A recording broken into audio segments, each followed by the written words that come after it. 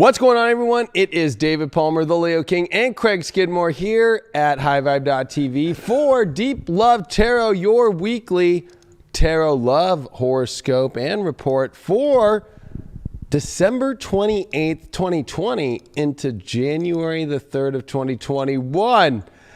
Super excited for this new year. Are you? Have you watched my 2021 report, Shattered Reality? It's actually on sale. I'm doing it for this week only.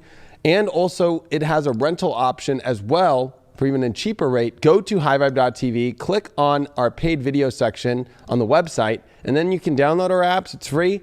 And watch it on there, or Chromecast it, or put it on your Apple TV or your Roku, wherever that you are at, anything down below. Make sure that you get it. It's 4 hours and 50 minutes long. It covers everything about 2021, all my big predictions, and especially a guide of how to get through 2021. Make sure that you get it now, especially at this discount.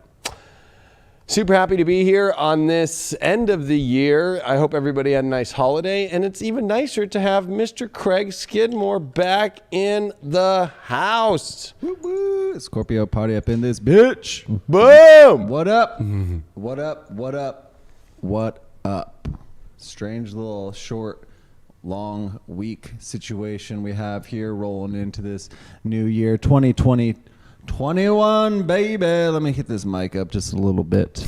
I'm rusty in my 2 weeks off. The rust has accumulated, but it feels good to be back with all y'all. I brought my scarf. We're both wearing some scarves we tonight. Are both. We're getting scarfy with it. It was raining all day. It was hailing in parts of Orange County today. It was nice.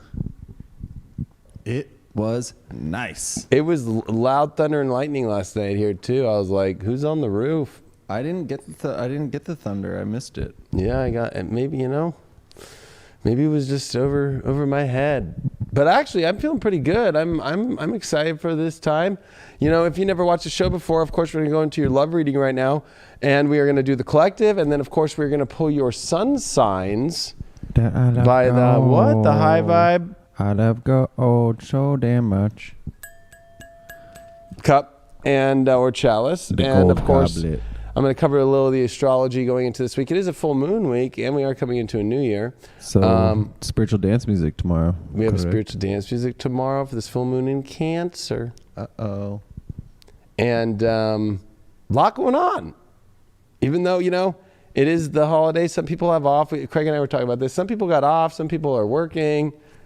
It's the weirdest year of the year, I think, is in between the holidays, like Christmas and all these other holidays, into New Year's. It's very like we're in the void. What the heck's going to go on? You even notice, too, like, it's actually, I think, a breath of fresh air in the mainstream media. Like, all the main hosts are gone, and then, like, they're not covering as much stuff. They don't even know really what to cover. It's like, because like the people who are like backing them up don't have as good of an opinion, or they're not with all the stories, so they kind of are just like blah, blah, blah, blah, blah. I don't know. So it's like kind of a relief out there. But I think that we're definitely all going into a 2021 where I don't think it's going to feel. I think it's going to feel like a new year, but I think it's going to definitely feel different. It's not going to feel like, oh, it's a new year. It's like continuing how we're getting through 2020 and into this new energy. I think people are going to stop looking at years after this. Right. Yeah, I mean, as they should, because we got completely, gypped. If it was any other year, it would have been some nice time off for most of the people, in the country. And, we would have had Christmas, on a Friday. Most people would have had a nice long vacation. We got New Year's Eve on a Thursday, which means we would have had a nice, for some people, 4-day weekends. Most people, at least 3-day weekends. The Rose Parade, which I have grown quite fond of over the years. That's not going on this year. So, yeah, I mean, it is kind of that just like wiping the slate clean, so to speak, and so looking at this timeline that we're all in a little bit different, I'm used to DJing a party every New Year's Eve. So I'm a little like, what's a boy to do? What am I going to do? Put on my virtual reality set and like use their new DJ program and just like fake an audience in my virtual reality? My cousin just got a little Panda DJ set for his. My cousin had a baby actually while we were on. I think full disclosure. Yeah. But yeah, I was FaceTiming with them the other day, and they got this little Panda DJ set. It's pretty cool. Panda DJ. You know, it's interesting to watch. The DJ world is completely just. It's like.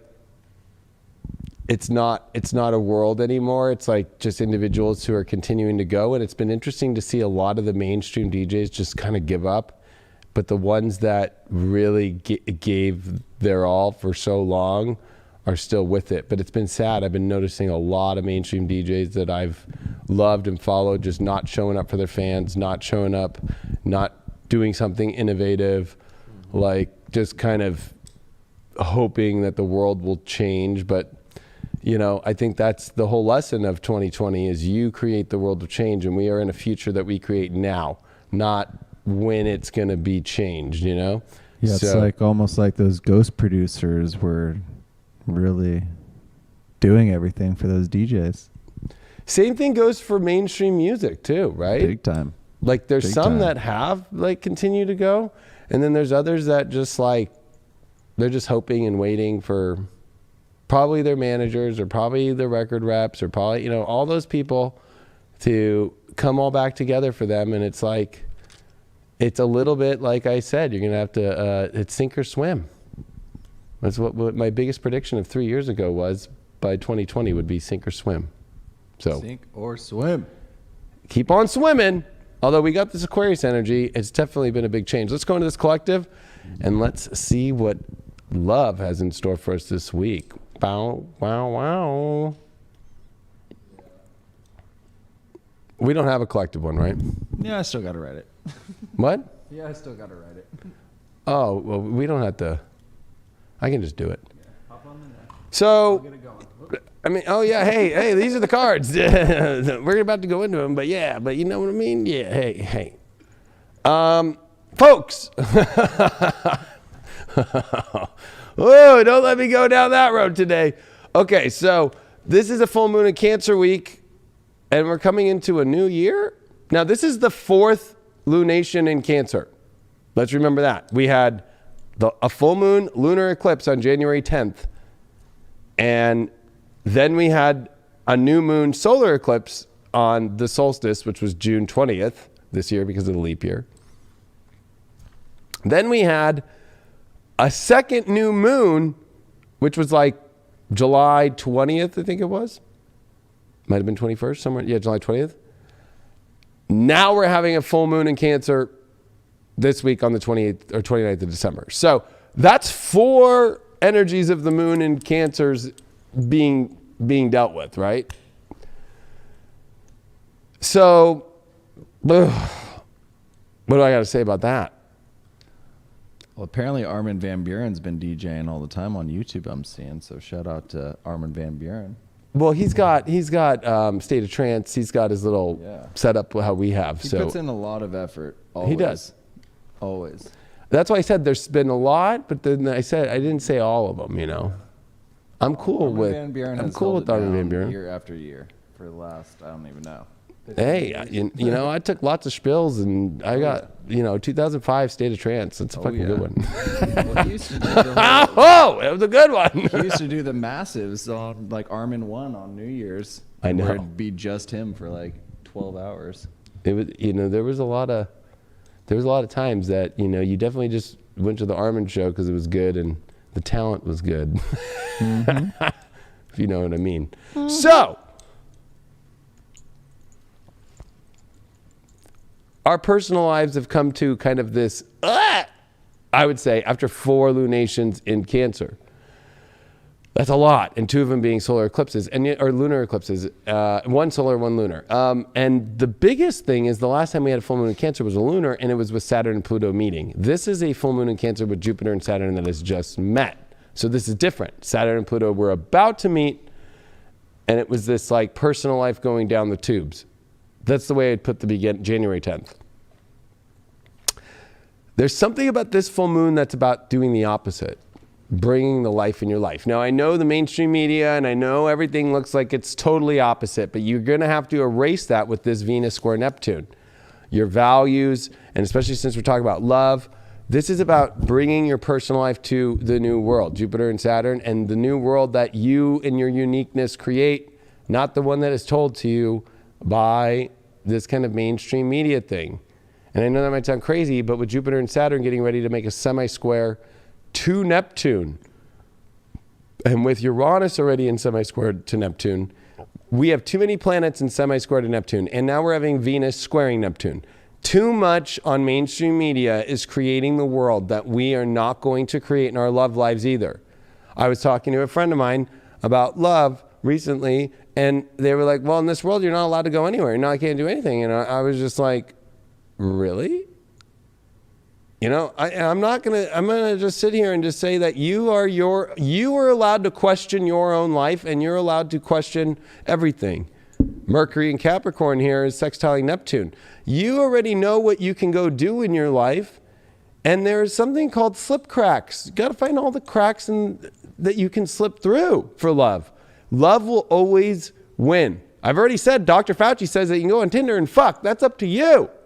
So that's not me just saying that, but I'm just trying to tell you that love always finds a way, even through Dr. Fauci, can you believe that motherfucker they gave him a fucking day on Christmas Eve? I know, right? Because that's his birthday? Oh, by the way, the solar eclipse last year in 2019 was on his birthday with Jupiter in the South Node. Talk about somebody living this kind of everything's going to go fine. And I'm going to just say it right now with Mr. Gates of the William, we'll just call him that. Uranus is opposing that guy's sun, and Saturn's going to square his sun, and Uranus is going to oppose his sun. He is not going to get what he wants, and neither is Dr. F. Not up in here. It's not going to happen. Not up in here. It's not Dr. Mario. That's what Dr. F has turned into, is Dr. Mario. Grab some donuts and take a nap. I don't know if people remember Dr. Mario. That's Game Boy shit. But I'm just trying to say that when it comes to love this week, this full moon in Cancer is about bringing your personal life back. Bringing your happiness back. And Capricorn's about you not being the sheep and saying, no, I'm going to restrict my personal life. You have already had too many people tell you to restrict it. You have to not restrict your personal life anymore and your feelings. And it's a lot easier for people who are in love and are sitting at home and are in a relationship right now that are just sitting there and watching the world and being like, well, fuck that guy for saying that. It's a lot easier for you to say that, but there's a lot of other people out there who aren't in those same positions, or people who are in relationships that might not live together, or people that might live in other countries. Have you thought about that before you've made your shame? This Venus square Neptune is about realizing what are the spiritual things that we are being guided to, and what belief systems are blocking this ultimate spiritual aspect, and also what belief systems are being pushed upon in a negative way by the mainstream media about how you can love, how you can feel, and making this some sort of like religion now. And I keep using that, and I've been saying that one for years too. I at least have the fucking receipts that I said that the number one fear was going to be a new religion, and this new weird spiritual religion that would be about shaming and what you should ingest and what you should do and where you should go and who you should talk to and how you can. No. Sorry. This is going to be about awesome love this week if you're ready for it. The moon in Leo is going to oppose Jupiter and Saturn. So it's got a high and a low, but it's still not the worst, because at least, you know, moon opposed Saturn's hard, but Jupiter's good. So we're definitely like going to see with this full moon in sextile to Uranus, we have to do something different and edgy, and we have to try up a new energy in our life, number one. But with it being in Taurus, we have to have a physical nature to things in some sort of way. You know, I don't think that they have virtual reality with smell yet and touch. They don't. And I don't think Zoom is unless you're Jeffrey Toobin and you're zooming, I guess you can get off that way, but that's not going to fucking work for people. So this is a week where you have to make crazy strides before they either A, try and make the world to where they literally can't, before the Gestapo comes out. You know, I just got to say this, Craig. Did you hear that they want to roll out vans to communities to inoculate people? And the last person who said to do that was Mr. Adolf H. Sir Adolf. Yeah, I think it's time that we roll out some spike strips when we see those vans rolling down the street. Well, it's like, you know what? It's like creepy. It reminds me of those guys in the van, or we had Mr. Rod, right? Rod's Ice Cream. Yep. And all you had to do was ask for an Orange Crush, and you got a lot more than an Orange Crush soda. But it's the creepy people in a van like, come here and look at the candy. Right? Yeah. Well, It really is. Chitty Chitty Bang Bang better show up in 2021. Fucking, because that kid in the fucking, those kids got stolen by the fucking person who was like, come here, I got candy for you kids. Okay, come here. I've got fucking CV fucking inoculation mutation mixed with all this crazy shit in it, and derived from the original aborted fetuses of the 60s and 70s. Look it up. Harvard research paper. So I'm just trying to say that when it comes to love right now, are you gonna? And I'm in a good trigger place. I'm so glad Craig's back. He's bringing back my energy. Fucking. You have to look at your relationship life and see if you're like down to follow the Hitler route or not. Behind me is an American flag, which might trigger people. That's what's sad. But what that flag represents is freedom, and with love, with Uranus, and with this full moon, and Cancer's all about nurturing. It's the freedom to nurture and to love. And if you don't know how to break free of the chains of letting down your own value or connecting to people who have different values than you and values that are trying to take away your ability to nurture and take care, and with the sun trining Uranus during this, it's about breakthrough. With Jupiter and Saturn, it's about breakthroughs. It's about that we create the future now in your love life, not when something changes. I actually felt really bad for that friend of mine that I was talking to, because they literally were like, we're not able to go do anything, or I can't go see anybody. Like, I was like, you know what? If you're going to allow powers that be outside of you tell you how to live your heart and your soul, I mean, I really don't know what to tell you guys anymore. I'm at that point to where you all know I've already gotten all weird with Insta and Facebook and even this. Like, you're allowed to question. You're allowed to tell people to have them empower themselves. We are getting the opposite from mainstream. We are getting the opposite from even these blue checkmark celebrities. And I'm a blue checkmark, but I use that blue checkmark to inspire, not to fucking say the same narrative, not to fucking, suppress your life. It's ridiculous. And I think that this is an amazing week for love. Venus and Sag is positive, but with the South Node there, if you get lost in this belief system, I believe I can't do things. I believe I can't be as compassionate. It's like, what? It's like, this is just like, I believe that a love story can't happen until I get inoculated with a mutation and become a mutant. Like, really? Yeah, at the end of the day, you have to know yourself, and I would hope that people over this timeline have gotten to really know themselves. You can put yourself in the right situation to be healthy. You can put yourself in the right situation to love, and you can't allow anybody to impede on that. You can't allow anybody to tell you, no, you can't love this individual. No, you can't see this individual. This is you. This is your life. This is yours. You only got this one. You're only going to be aware of it this one time until we come back this next. A little past life regression action. But for the time being, this is the life that you're living. Are you going to put yourself in the right situation to allow that love to come into your life? Or are you going to just kind of shudder in the darkness and fade away into some decrepit little ring situation? We like to reference that. My precious. My precious. Or it's like having like a Dr. Fauci like bobblehead, and having it in your room always being like, but it's doing this all the time. It's going left. It's going no.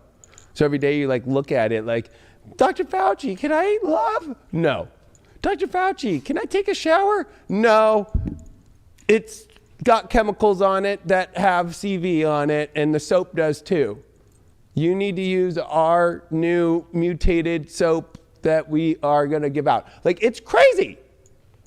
And I think with this Uranus energy, with this full moon, we have to see that our personal lives were taken down.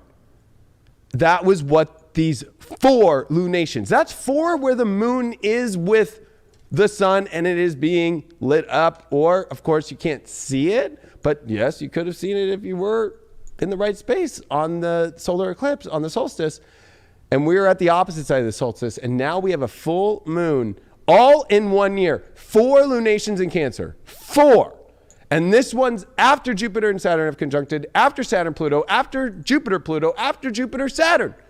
This is about building your life and your future now. And Mars on the last week of being in Aries, that's the energy of passion and definition and taking action towards things. It's about to go through hell when it comes into Taurus next week after the new year, and it's going to square Uranus and Jupiter Saturn and Jupiter and conjunct Uranus. And I'm telling you, you want to get your love stories together because that's going to be when some crazy chaos is going to start to come about. And some people are going, well, didn't you predict Trump? Well, it's not over till it's over.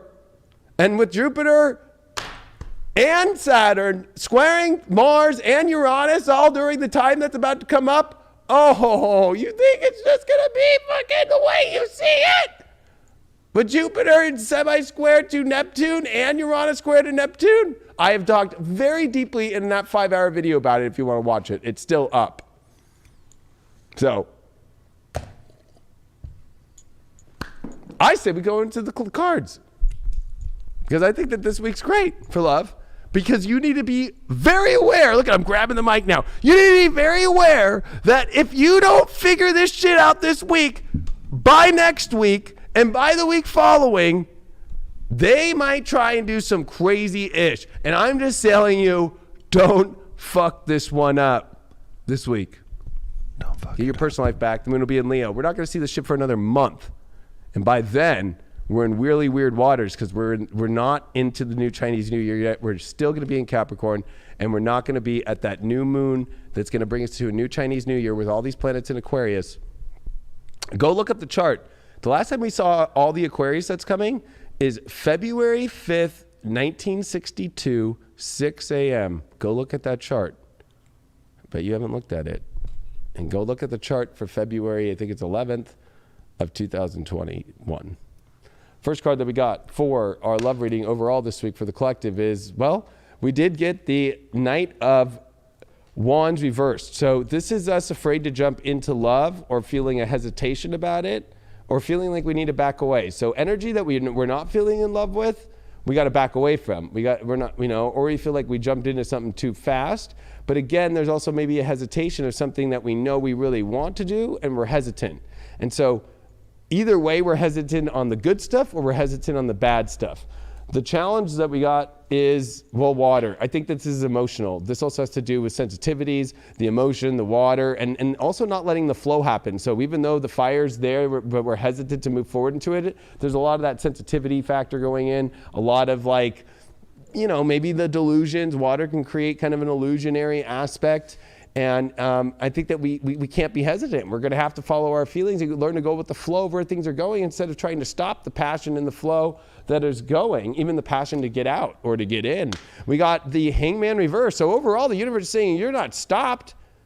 You're the one that is, you've already been stopped. You've already checked all the info and you already know what to do. So why are people being so hesitant? The reason why that we got that water, what's the way out of it? The King of Wands reversed. Wow. You know what it is? It's like, I think we've given too much power in many ways to feeling that we just are stupid with love or we don't know what to do with love. And we can't do that anymore. We can't be emotionally feeling stupid about how we deal with emotions and how we deal with the love of the emotions in that way. We just can't do that anymore. It's not going to work for us. The reason that we got the hesitation to jump into things, we got the Emperor. We need to take what our power is back in ourselves, and we need to go for what we really want.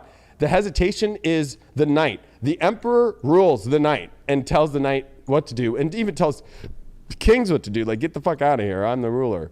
Like, the Emperor does it on its own. It doesn't need bloodline to become in power. So I think it's like this whole notion of like, are we in our toddler or our teenage fearful self, Or are we in our strength? Are we in our power to take the action of what we really feel in our life and get over the sensitivities? We're not stuck. We're not stuck. And we pulled the Nine of Pentacles, knowing our ultimate value and worth. I always say, look at her. She knows she's fucking, wow. If this chick was on OnlyFans, she'd make more than that Disney chick. So that's what I'm trying to say is like knowing your value and knowing your worth of what you want in your love life, and that you are not stuck. You are not hung. You are not stuck in a place, that you can have and bring that ultimate into your life, and to stop the hesitation or stop holding on to the things that you don't want to hold on to anymore. Our overalls that we got here is Pisces. While we got to believe in the magical story and believe in God in the spiritual story for this love stuff now. And if there's a disconnect with that stuff, or you don't want to get deep with somebody on that spiritual level, I think it's going to be difficult. I'm pulling a shadow as the overall for tonight. Oh, fragmentation. Yep. If it's fragmented spiritually or fragmented like in the magic, then it's not going to work. But if it's, and maybe this is where the work needs to be overall, is like defragmenting out these issues of this total magical story and letting that magical story happen, instead of letting Dr. Fauci, instead of letting the most ridiculous dork on the planet, who literally has been pied in the face and antitrust laws and now is invested in every part of every healthcare system in the world and organization, inoculate us in vans like fucking Hitler, be the fragmentation of your fucking beautiful magical story. It's rebellion time. It's Aquarius. North Node in Taurus in the 3rd. Oh, wow. We need to really have those deep talks that are about the substance and what's going to be created. Create an environment that feels good. And it's the physical, like I said. The North Node is saying for us to go here. It's like go towards that physical enjoyment that's going to be stimulating and the environment that feels good.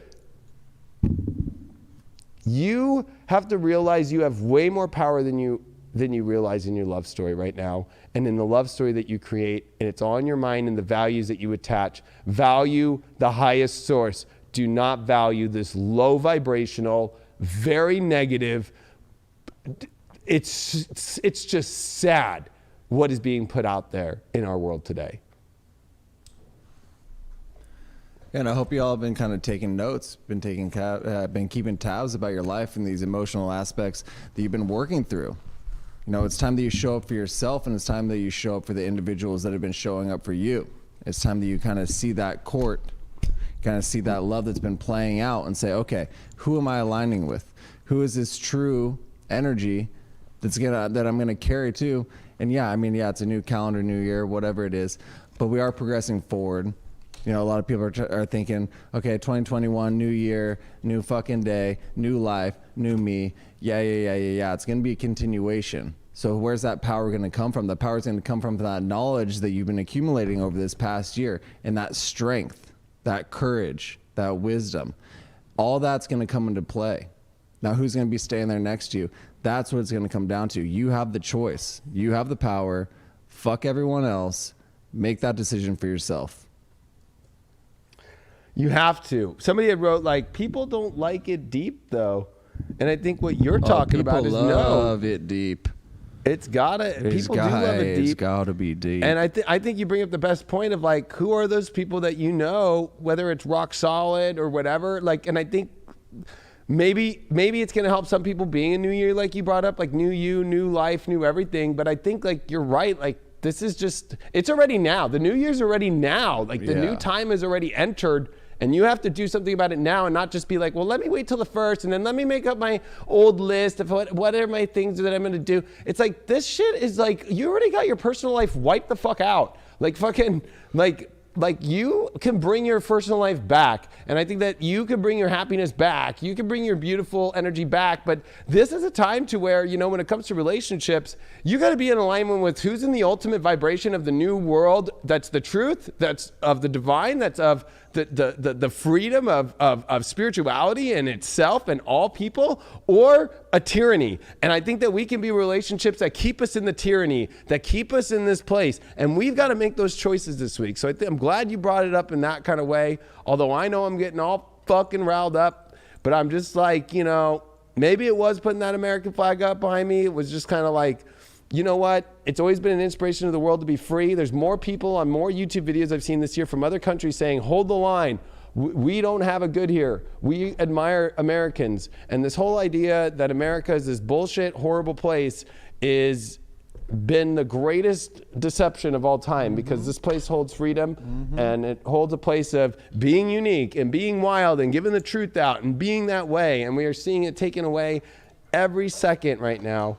And I think that the same thing is happening in our love lives. It's passing on to that. So this is not about trying to be political either. This is trying to be about the light and the dark and the new world that you have a choice to go into, in this great portal that has opened up of Jupiter, Saturn, this great week of a full moon in Cancer, to bring us and restore our nurturing in our home and to bring back our real roots, bring back the true nature. And without Saturn and Jupiter in Capricorn anymore, Capricorn's much better feeling. And with Mercury here, this is about making long-term plans about how you can have that great personal life and taking some risks and realizing that the ultimate risk is to jump to the fence with especially Uranus to a better life. And you have to do that. They are not going to want you to do that. They're going to keep telling you it's a horrible life.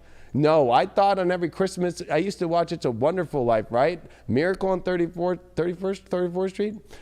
Like, it's a wonderful life too. And that's what we have to step into right now. You determine that.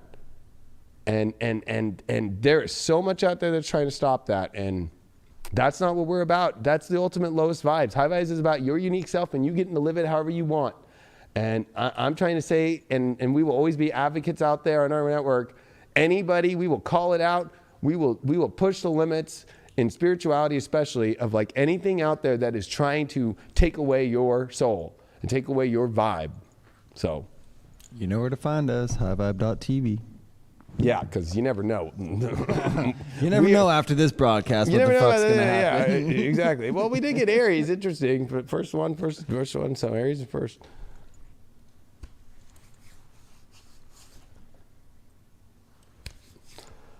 Woo! Yada, yada, yada. Where the fuck is... There we go. Just sailing.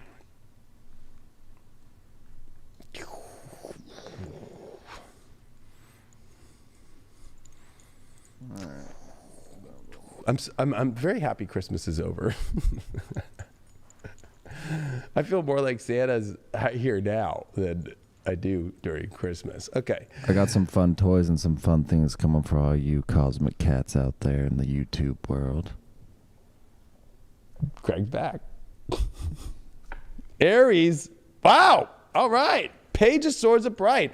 I think this is a great card. This is definitely you having that stimulation, that communication, or somebody's definitely wanting to talk to you, bring up a lot of it. Interesting card too, because it means just a lot of fast action energy and a lot of communication. Maybe you're on a dating app, maybe you and your partner need a lot of talk, or maybe you're finally getting on the same page, but it feels like there's something coming on the same page. We got a lot of cards still to go, but we'll see what that's about. Spiritual cleansing, that is the challenge here. So I would say that, you know what, there's conversations that need to be had about, I would just say about things that need to be cleaned up, you know, or if you are meeting somebody new or you're talking to somebody new, it's kind of like, there's things that need to be addressed, but I don't think it's bad. It's to clear them up. Like being authentic or being real, like, hey, so like, I don't know, my ex still talks to me, creates bad stuff or whatever. It's like, whatever. It's like, I feel like this person would be on the same page. Like, don't worry. It's like, there's something positive coming to clear the way for you here. Or it's about addressing what you really want to and cleaning up a situation that you know is spiritual that might just need a little bit of fucking sage on it. You know what I mean? And to bring it back to its order and restoring it. Not X's that don't work out. The Eight of Wands. Wow, this is the Arrows of Love card. And look at this. This is the roller coaster of love. We got a roller coaster of love coming for the Aries this week. Woo! Wow. Well, I guess part of it, though, is you have to go towards that, or you have to get on that roller coaster. And maybe that's what you have to do. You have to have those combos, get smart, and then be like, hey, and then find it, and then get on the roller coaster of love. But you can't get on there if you're, you know, all full on a bunch of hot dogs. You know, you're probably going to want to throw up. So, you know, clear your energy out. to go on this great thing, but I don't think it's like hesitation. This is the last week of Mars in your sign. You did pull the 3 of Swords. Look at this. How do you get through that spiritual cleansing? Cleaning out the old heartbreaks or stupid things you've done in love. You have to admit you've done stupid things in love, Aries. Let's just fucking be real. You've had a lot of crazy planets through your sign, and Mars in your own sign in retrograde, and a Uranus in your sign, and you've had Pluto squaring you, and Saturn squaring you, and Jupiter, and that's all over. This is you restoring your place with people. That's what this is.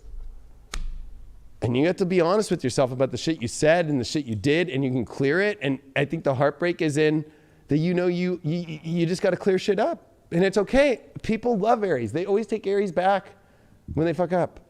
It's okay. Don't trip. You pulled the Temperance card reversed. So anything that's going to be not natural. So any forced conversations or people trying to force themselves to convince you of something, not going to work. This is not going to work. Or you try to force a situation that you want that's not working, it's going to be a terrible mistake. And then you're not clearing the energy. So this is about unorganic situations aren't going to work anymore in your life. And that's what you need to become aware of. Or people trying to force themselves or force talking to you or try too hard and push, your door down. You're usually the one that does that. You're an Aries. So we'll see if that's you this week. I mean, it could be. But definitely anything inorganic or just doesn't feel, it feels fake, don't do it. And especially that is the, that gets the shot that they're trying to jam in your arm and bring vans to your fucking community with. Don't take that this week. Or at all, but I'm just saying, especially it popped up this week. You might have, a relationship that's telling you to go do that. No. 7 of Swords reversed. Huh? I'm leaving this nice van with me. It's the government sent, they gave it to me.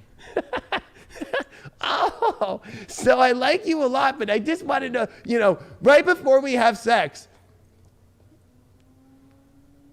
I want you to go get the vax. Will you come take this? I want you to get the vax. Wait, what do you mean? Will you take like I'll go get tested. I'll go get STD tested. No. No. The vax. The vax. I was like, that's all I need. I need you to have the vax. Okay. No, sorry. Especially, we got our favorite card, the 7 of Swords, but it's in reverse with that 8 of Wands. Don't go down the roller coaster of deceit. Or people that you're lying to yourself. I think because it's inside, it's like you're lying to yourself. Because there's a lot here where it's awesome and beautiful, but the fake shit, the shit that they've been deceitful. It just feels fake. It's forced. It's like, they're trying to, no, I don't need an STD check, but from you, I just need to make sure that you have the vax. Like, what? Don't cough on me. Oh yeah, and I forgot what state. I think it was New Jersey or whatever. Or no, it was Pennsylvania of all fucking states right now. Jesus Christ, fucking that literally came out with so.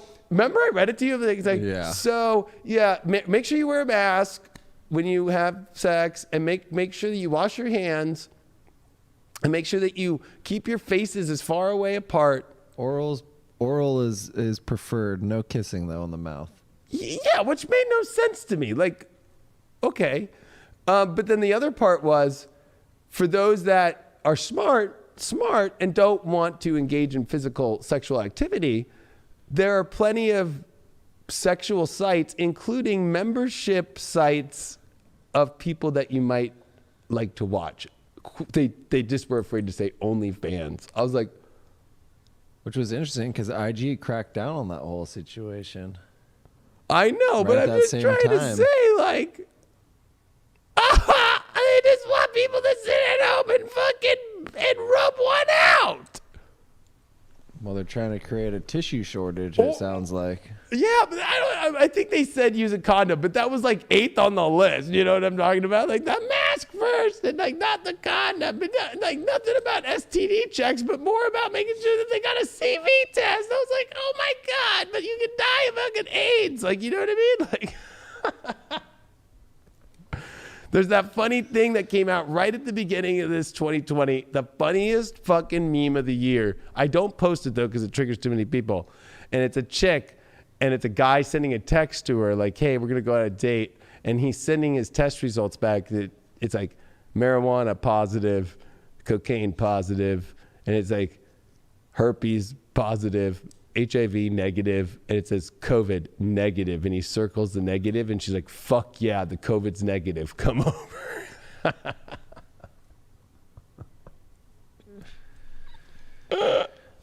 I guess we're still doing a reading. That's CVD. All right, Neptune popped up as your overall. I think that this goes with the spiritual cleansing. What is the ultimate spiritual journey? But don't be, you know what, I got to say with this, because we're going to pull a shadow card. Don't be creating this false reality bullshit either of some sort of rainbow thing. You're going to have to see through that. What did you pull as your shadow? Oh, the colorless angel. So this was what it is. Something that you already know is just not, like, look at her. I mean, she is not happy. And no, she does not have CV. Or the mutation from South Africa or the UK. I'm trying to tell you that Shit's weak. Yeah, I'm just trying to say that there's a story of somebody who's like depressed or energetically just not, you're not into, that you could try and like boost up and make magical, or you can release that and find the real deal and create a great story by sacrificing the energy of somebody I feel that's not in that energy, or you letting go and clearing up a lot of the issues of why this has been going on. So quite interesting. In your astro dice that you got here is 4th house Taurus Saturn. So definitely it's about rebuilding the emotional structure and the values, and also getting to the bottom and figuring out, you know, where you need to realize the emotional values that you want to have. And if those aren't showing up, saying no. Because Saturn is where we say no, we hold the line. And I think we need to hold the line, Aries, for you, and be like, hey, I don't want to feel that emotionally, or I'm not receiving the good stuff emotionally. I offer a lot emotionally. You don't want it and you're not giving it to me, then no. The person that does, you get the ultimate. I like how you bring up the sacrifice also, because it's almost like at some point we need to sacrifice a piece of ourselves, and that's in order to grow. You know, we have to be able to fucking kill off the aspects of our life, you know, the piece of ourselves that no longer are actually going to bring that happiness. It's going to bring that strength that we need to have and that we need to carry on and fulfill in this life. You know, that strength and almost that knowing of who it is that we want to be and who we want in our life. Sometimes we get stuck with bringing in this past energy, bringing in these past individuals, and fucking carrying people along with us. And even carrying aspects of our own self along with us that maybe we've been lying to us, and building these lies with other individuals. And so it compounds and it becomes a part of us. Even though we know it's not that truth. But I think it's time that we cut that off. It's time that we be honest with ourselves. It's time to be honest with our past so that we can bring that into the future. And that time is now. That time is now, baby. I like how you put it, how we can kind of like almost, it's like, I forgot the word you exactly used about how like somebody can be just like in our lives, like we make our lives almost about them. What was the word you used? It's like, I don't know. You know, we're just winging it out here. I know. I'm just saying that, you know, or embed. We can be embedded in somebody's life. Yeah, we allow people to embed in our lives that aren't even benefiting us and don't have the worthiness to even fucking stand in the same room with us. Yeah, it's like a fucking tick. Yeah, fucking Lyme disease. Yeah, that shit exists. And by the way, this is not a conspiracy. It's fucking out there. Bioweapon. What? Yeah, exactly. Who do you think fucked with the ticks? Mm-hmm. What if this whole thing has been mosquitoes and ticks the whole time? Yeah. That was a question that is not a conspiracy, but a question, since that's how the Black Plague was with fleas. And ironically, malaria is very similar to this. And we remember they were talking years and years about all the crazy mosquitoes coming up to North America. And what's even more ironic is, I don't know if you remember in LA, when we were living in LA, Craig, on how many mosquito trucks were going down the street with spraying all the time. Oh, yeah. Well, because it was those new, we had some new low flying daylight mosquitoes that were coming out, ankle biters, and also like they come low. Like everyone should also go out and check out who Billy Boy's daddy was and what he did for a living there for a short while. That's true. Very, very true. But the embodiment thing, it's like, I know it's hard, but you know, sometimes you got to get the lighter out and get the tick out. You know what I mean? I'm not making this up, Taurus. It's not. We're not trying to go by. It's just going that way. So, Aries, Taurus. It's going in order. That is kind of crazy.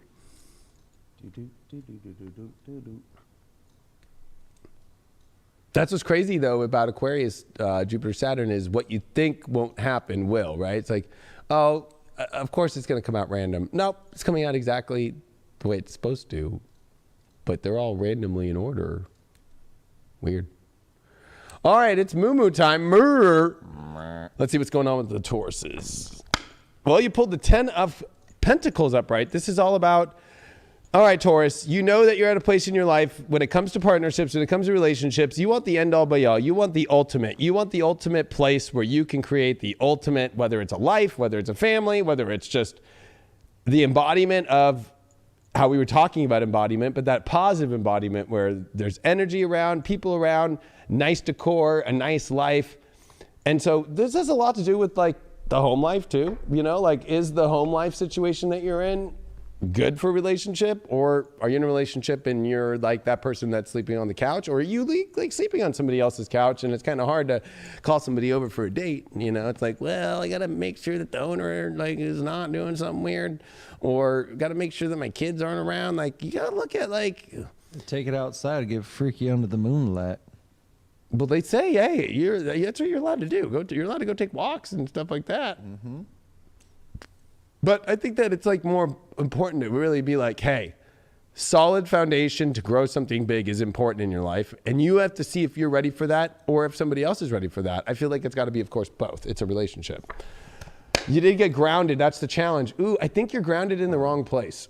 I think that you have placed anchor in the wrong place, and you're wondering why relationships aren't happening. Well, look at where you're grounded. Where did you anchor? Where did you anchor? And because this is a big deal, the 10 of Pentacles is where we anchor and build the castle that has all the kids and has the dogs and has all this great shit going on. I just got a feeling that, you know, I think it's going to be very important for people to truly know deep in their hearts. Sorry, we're doing focus on cameras, but I can still do this. If you are in the right place, I think that, you know, when you're in the wrong place, it's not going to work out. Might be city, might be the home, might be just how you set your home up. There's definitely something here that's like, but it also is challenging is grounded, or maybe you're dealing with an ungrounded partner who they're in the place that doesn't have a home. But the challenge is presenting that either or, it doesn't matter. There's an ungrounded situation here and there's no stability of where this is going to go. You're in a place with relationships where you don't know because there's no physicality of where it's going to go. Your overall outcome card is, wow, the 6 of Pentacles, which has to deal with this kind of course, charity, but when it's reversed, it has to deal with like somebody's got to give here. It's unfair if somebody's doing all the work or you're doing all the work and they're not doing all the work, or you're dealing with people who you might like, but they don't have the ability to actually go build something great with you. You can't wait on it, or they're sitting around waiting for the stimulus check and like that's their life and they don't have any other plan to try and fucking hustle and survive during this world. Like and as a Taurus, that's the most unattractive thing in the world. You're just gonna sit around and wait for the check? There's ways to make money. Like there was a kid who fucking used credit like through like buying PlayStation 5s early, sold them for like $800 to $900 to sometimes some of them $1,500 before Christmas, and fucking came up like 50 G's. If a fucking 19-year-old kid can do that in his fucking basement, don't get triggered when I say you're just sitting around looking for the check. Innovation. Or somebody who is. Wow, you got the 8 of Cups here. You've got to walk away from the place that you have grounded your life at. You know it. You know that you have to go to a new place to make a better life. I got a feeling that Tauruses are really about to make their big moves here. In order for love to really shine in their life, you have to make a new move. This full moon with Uranus, and it's in your sign. It's time to see the edge, and it's time to do something different. You are at a place where you want the ultimate, yet you're kind of in a position where even probably you might feel like you've been shafted. You're shafting yourself by where you locate yourself or where you've been anchored and how you've anchored in this. And that 8 of Cups says it's time to move on. It's time to go into that full moon, or to usually a new moon, but it's like to go into a new direction and leave all those cups behind and move to a new place. So you might be dating somebody that's not even worth it either in order to get the good stuff. I didn't finish this. I already know what that card is though, but you did pull the 5 of Swords. Wow, you need to try harder, I feel. But I think that you've been over trying hard in the wrong way. This would mean like you need to push harder for foundation instead of, oh, I'm trying really hard, but you're doing like things that really aren't doing it. It's almost like, well, I applied at a lot of new places, or I tried to change my house up, or I got a feeling that you're not trying hard enough in the right areas to really build foundation. It's like you get right to the line and you say you tried hard, but then you don't do it. And everybody walks away because you walk away. I got a feeling you're walking away from trying fully hard to change your life to make your love life better. And you pulled the Ace of Cups in reverse, so you definitely feel unfulfilled. And a lot of that has to do with like you kind of not sacrificing, and you feel like you've sacrificed everything or been honestly victimized, and you're in a bad place and you can't give what you want to give. This Ace of Cups shows that you're feeling empty overall. And I think that the place that you're at needs to change, and it's not going to change by you staying in the same place. I think that this is an overall reading for whether you're in a relationship or not a relationship, or you're just single or you're dating. It's all got to shift in your own life and your own grounding, and really see if it all is building the ultimate life. All Tauruses have a moo-moo going on. And they're sending it out through all the earth right now, and all the methane that comes out of your ass. And every cow can smell it and going, we need to shift. Some fresh cow patties, baby. And you got the Aries card, so it is saying that it's time to move forward. Time to take a new identity and take some action and take some courage. This is the last week of the Mars and Aries, which I know is difficult for you. You should watch on High Vibe TV all your sun sign horoscopes for this week. I go deep into the weirdness that you've been going through, and it's a very positive time coming up for you, Taurus. You did get your shadow as envious gluttony. Ooh, that's like envious of other people's stuff, especially like almost becoming gluttonous on being envious of other people. And I think that that's the issue, is like you can be what you want, not in a negative or an envious way, but the things that you envy are the things that you really want, like your life to look at. You've got to make the moves to do it instead of not doing it. Hesitation is your biggest thing with that Aries card, and you need to make action. You need to do something. You need to make a change. You need to re-identify yourself. You got Venus and Virgo in the 9th.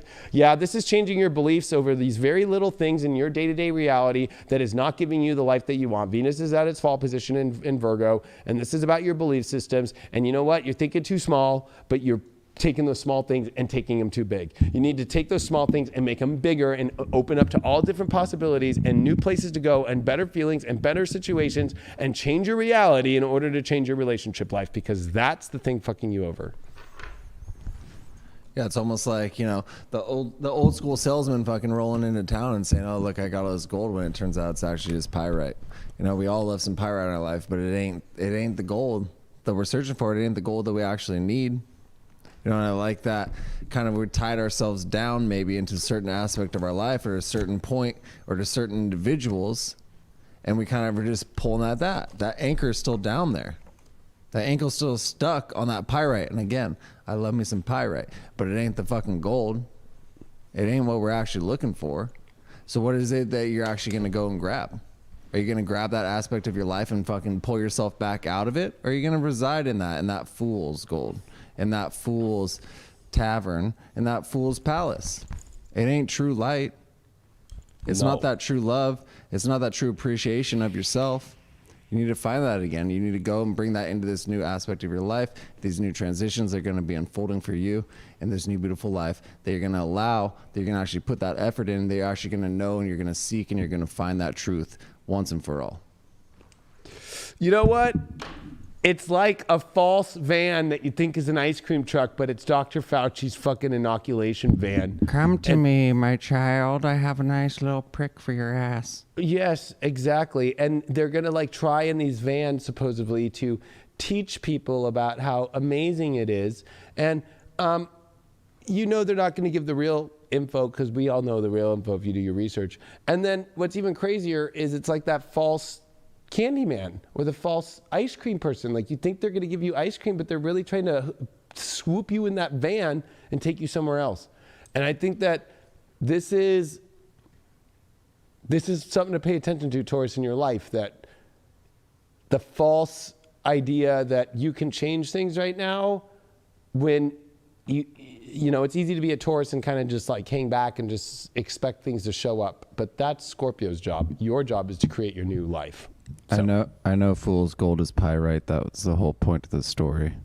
Right, because you're the Scorpio is the receiving element, right? So you're the person at the gate who's like, is this really UPS or is this like some CCP bullshit like shipping company that's trying to come here and give me something different? No, that's not UPS. I have a tracking number.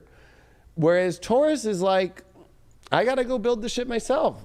Like I gotta go make it happen myself. I'm not here to receive. And you only find value when you make something happen, Taurus. And you need to change that work ethic for your happiness and for your love life.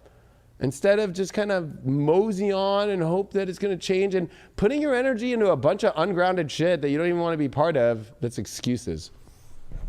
Mm-hmm. Yeah, all we gotta do is plant more trees. Damn, it's Leo. Whoop, whoop.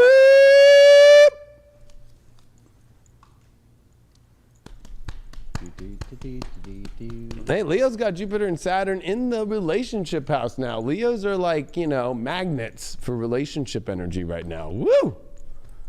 Two biggest planets that met together. Fuck. Damn! God damn. Damn, Daniel! Damn. Daniel the Lion's Den. Rawr. All right, let's see what's going on for Leos this week for love. Ooh, the Nine of Wands upright. So, this card definitely, it's a passionate card, but it's passionate on what it defends and what it holds. Like if it's something really valuable, right? The Knight of Wands sits there and it guards this beautiful castle. I think that for Leo, it's like, one, only put all your energy into something where you're like, fuck yeah, I want to protect this. Because Leos love protecting their lovers. They love doing that. But there's a question about the walls in your life, what you should let in, what you should not let in. If you're passionate about it, I think that there's, a little bit of this, like, am I really going to put up all my energy to really put this energy, to protect this energy, to appreciate this energy and give value to it? It's quite interesting here. It is kind of like a neutral card here because it's either A, you have walls up, or B, it's time to take the walls up or down to build walls up for something that's beautiful to protect it. You might be holding walls up for something that's not worth it. We're going to find out. What's the challenge? The challenge here is new moon. Oh, wow. Uh-oh. So the challenge is here's this new energy trying to come, and maybe that's where the walls are up, but that's what you're going to have to be facing, right? You're going to have to be facing like, okay, there's some new energy that's a new start, and am I still holding on to maybe old walls or old things that I had passions about that I can tear down those walls fully? That's going to be a big thing. The overall card here is the King of Wands. Oh, Leos, boom. Boom, boom baby, boom. Boom, baby. It can't get much better than that. So overall, this is a big love story week for Leos. Holy shit. You just better let it happen, not block it out, not let the new energy come. I feel like, gosh, look at that guy. He is ready for love. He's got it going on. King of Wands, that is Leo energy. And is that the overall card? I just want to end the reading right there, but of course we can't. How do we get through that new moon or the fear? Look at this, ending the old victim from the past stuff. The past is over. There is nothing in the past anymore that you have to fucking worry about or victimize yourself about or how you've been treated or how things are, because that's creating defensive energy. And that's why I think those walls are up. Is like afraid of the new because you think some of the things from the old past are going to burn you again and you're going to be left out in the dust and the dry. That's not going to happen off this. The reason why you got that Nine of Wands, the Six of Wands, victorious. Wow. The victory is coming here in your life for ultimate love. And I think that for you, you have to realize you have to keep the gates open for the victorious love and closed for the love that's not there. And that would be you and your old past. Close the gates on the past and open the gates to the victorious future. The undead are victorious and the dead are done. Right? So this is an awesome card. Wow, that's fucking amazing. Why did we get that King of Wands upright? The Empress reversed. So, you know what? Embodying that full knowing, this is going to be a test. The ultimate love is showing up. The ultimate love stuff is being clear. But here you are, afraid to fully embody it. And a fear of maybe that you're not able to embrace that within yourself or nurture that yourself or fuck up too, right? Because the Empress you feel secure with, maybe it's like an insecurity, like I'm going to fuck this one up. You can't keep looking at your past and what's happened. That's not going to work anymore. You have to step into the new and let all the old energies of where things didn't develop the way you wanted to and things turned out where you felt burned and dried out or just in the past, be the past and not hold those walls and keep protecting those things. The overall cards is Taurus, the I have. Well, you're definitely getting it, and you're knowing your value, and it's the physical energy. It's that you're getting it literally, physically into your life, the love story that you want. But there's the parasite energy. So this is going to have to be removing anything. If you're going to have something, making sure it's parasitic free, or you removing the parasites before you take on something good. That might be the whole thing of wanting to fuck it up. So Leos, you might need to clear, especially if it's a full moon in Cancer, the 12th house. Letting go of the past parasites, letting go of things that are parasitic from the past, not come into something that's fresh and new. There's nothing better than when you buy something new and you clear out the old shit and you dust off the whatever it is and you put it on there. It feels good. If you try to put something new on something with old dust and old shit, it doesn't feel new. So how about some Leo advice for this full moon? Is this I know because people are probably out there wondering, is this a crystal charge-in or is this a release moon? What's going on? Well, for Leos, it's the release of the past. Yeah. The release of the toxic energy of the past, the release of an old story. Fuck yeah. And the new reality showing up. So for Leos, they've done more clearing out than any other sign with his 4 lunations in Cancer this year. And there will be people asking, so is this applied to Leo moon and Leo risings as well? Yes. Yep. All of it always does. Mm-hmm. Always does. I'd say mainly Leo rising and Leo suns. Oh, that's me. But if you want to use the Leo moon, just see this is how your emotions are dealing with things. So, all right. Boom. Oh, wait. Oh, yeah. Astro dice. Second house, Libra, Jupiter. Oh, fuck. This is the ultimate gift of love and relationship. Look at that. You are getting the ultimate gift of something physical and something that you can have of a relationship. So something is open. Some door is opening up relationship-wise that's very high value, but you have to want it in order to have it. But there's something this is a very positive love reading. But letting go of your own past shit. Like Leos, I get it. We're all kings, right? And queens. We all have our fucking old dirty laundry of life and relationships, right? It's a little weird if you were to be a king or queen, if you think about it back in those days, and let's say you went through a divorce or the queen died or the king died or something like that. Like removing the energy of that energy and just being like, okay, I'm removing all that. Like, and letting the new queen or king come in and make them feel like you're not bringing any of that old energy back in, parasitic-wise too.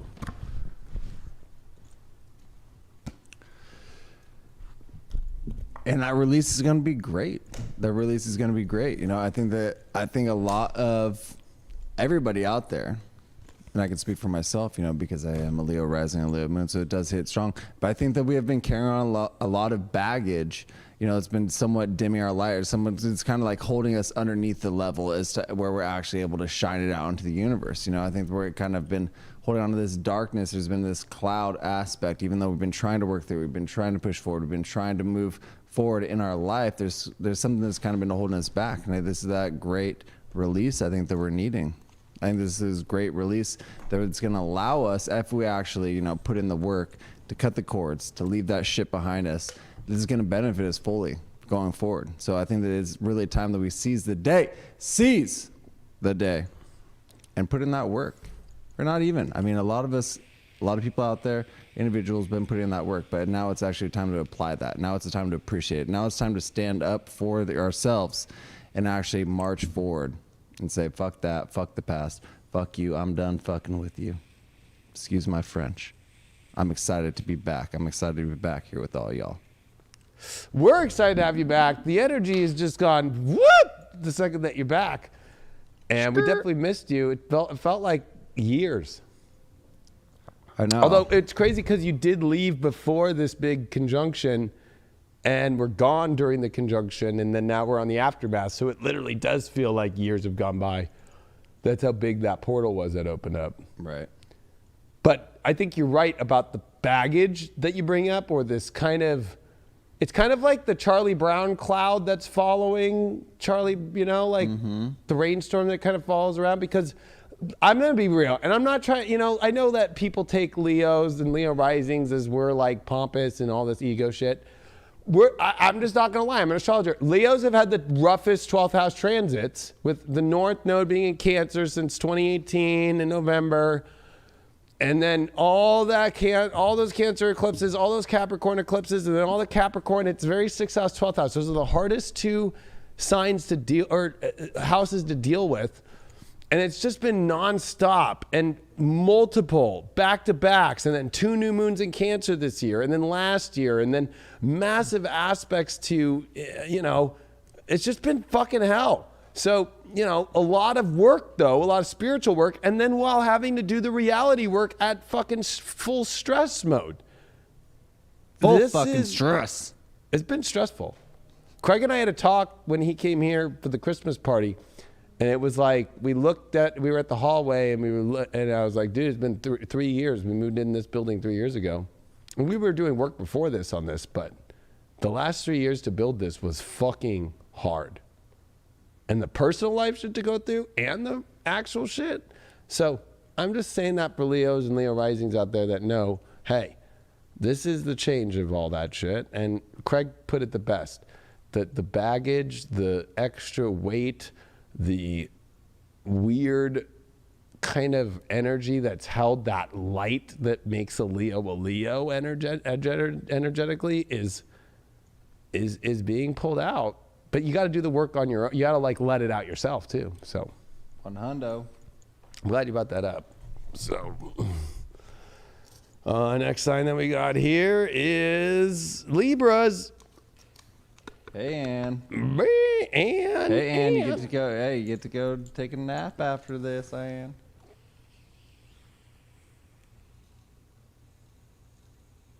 Somebody's saying there's no sound, but there's definitely sound.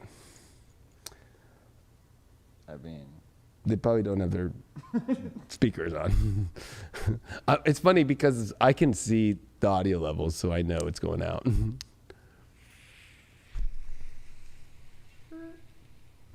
All right, Libra, let's see what's going on for you in love this week. You did pull the 6 of Swords in reversed. So, afraid to move to new waters, to new places in life. Why are you so afraid? I feel like Libras are afraid to either move out of a relationship, or single ones are afraid to move into the new. Either way, it's moving into the new. And I think that, there's a fear about that. Or you come up with good excuses to stay in shit land. You got to stop that, Libra. You got to stop that. Wow, your challenge is veiled.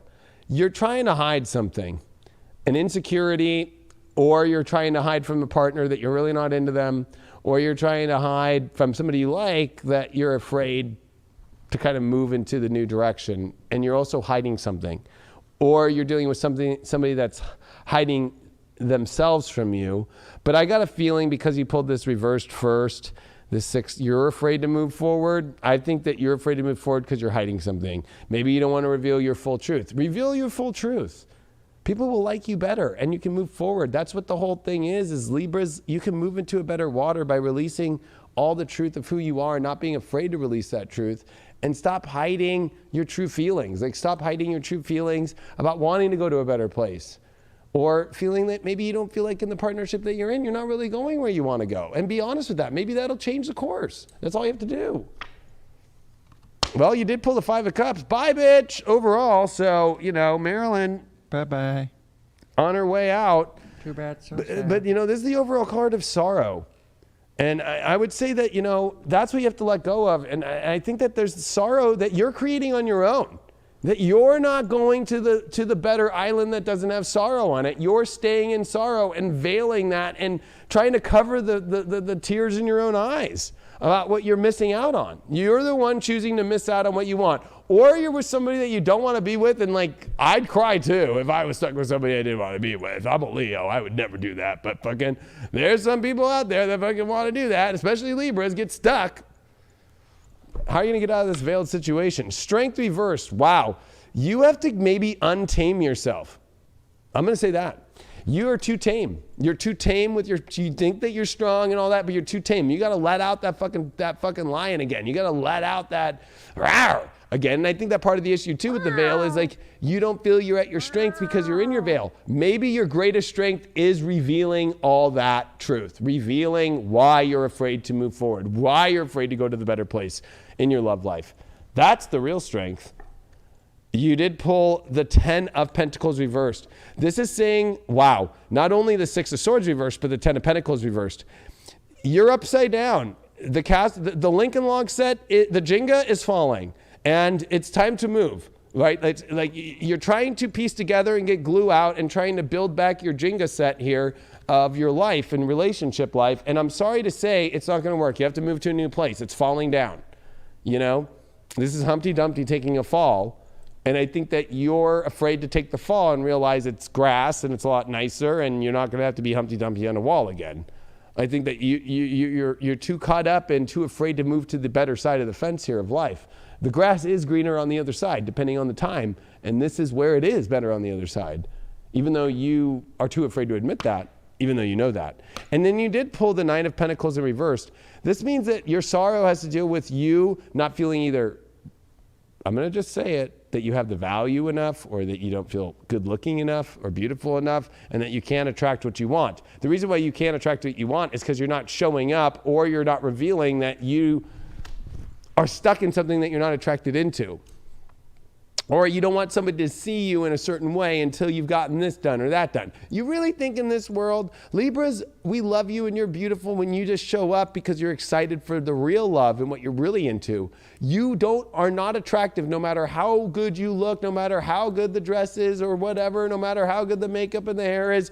If you're not into it, you're not attractive. People are attracted to Libras when they want it and they show it. And I know that it's scary to show it, but that's what makes you attractive. So that's what you have to deal with, because you're running in sorrow of, I have to wait. Or you're in, like, I'll be honest, this is like a slump. Or you feel like your partner's a slump and you're like, I don't know what to do. Well, your overall here is Black Moon Lilith, the mystery. You need to go into the shadow of yourself and realize that there is a deep want and desire, and you have to let it out. Again, there's so much about letting it out, but there's been this mystery, this veiled energy that you are hiding, but it's like you're hiding, and you're hiding from the greatness in your life, and you got to get out of that. And your shadow with it is, the temple of your body. And this goes, I think, a lot with, this whole weird aspect that you're just kind of like cooped up in your own little world, and you're trying to say, I need to protect myself. Or it could be, I'm going to be honest, it could be dealing with CV stuff too. Oh, well, because of CV, I have to protect my body, or blah, blah, blah, or I can't do this, or I can't do that. You are missing out on a lot. Staying with people that you're not attracted to, that you're not into, and more importantly here, a new world that you could go into that you're holding back because of your true needs and wants. And it gets crazy when Lilith doesn't get what she wants. Yeah, we need to get some John Mayer. My body is a wonderland up in this bitch. Big time. I would say that. Libra's got to let that shadow out. Jupiter and Saturn are in your 5th house of love. Let's not forget that. It's not in the 4th house anymore. You can't be emotional anymore. You got to fucking go for it. There's some Libras to get out there and touch some people. Look at this. They got Mars and Leo in the 2nd house. Time to go after what you want in your heart and actually build it and make it happen physically. You have to do it. You have to do the work. You have to actually step into it. And I know it might seem like it's Mars in the 2nd house can feel very slow. It's like, but I got to do this and I got to do that. Yes, but isn't it's like the light, that the Leo, the love that drives you, and the passion and the edge to go to it, and the excitement is so worth just that little bit extra that you're not putting into your life right now for what you want. Mm-hmm. Mm-hmm. That veiled aspect, that veiled aspect in that Black Moon Lilith, it's letting yourself out of the cage. It's allowing yourself and actually knowing it's easy to kind of lie to ourselves and say, no, I've worked through this. I've worked through this. Even though we've had this veiled aspect of ourselves that's completely fucking lying. We're lying to ourselves. We're lying to ourselves that we're allowing this residual energy to continue with us forward. We're lying to ourselves if we're saying that, no, I've worked through this, yet I'm allowing this individual, this past situation to kind of creep up and follow us along and kind of dictate how it is that we're living or how it is that we're feeling about ourselves. You know, if we let the clouded past kind of follow us into the world, we're never going to allow some sunshine to shine through onto our fucking face and get that vitamin D that we all need. 4,000 IUs a day. Or just that D.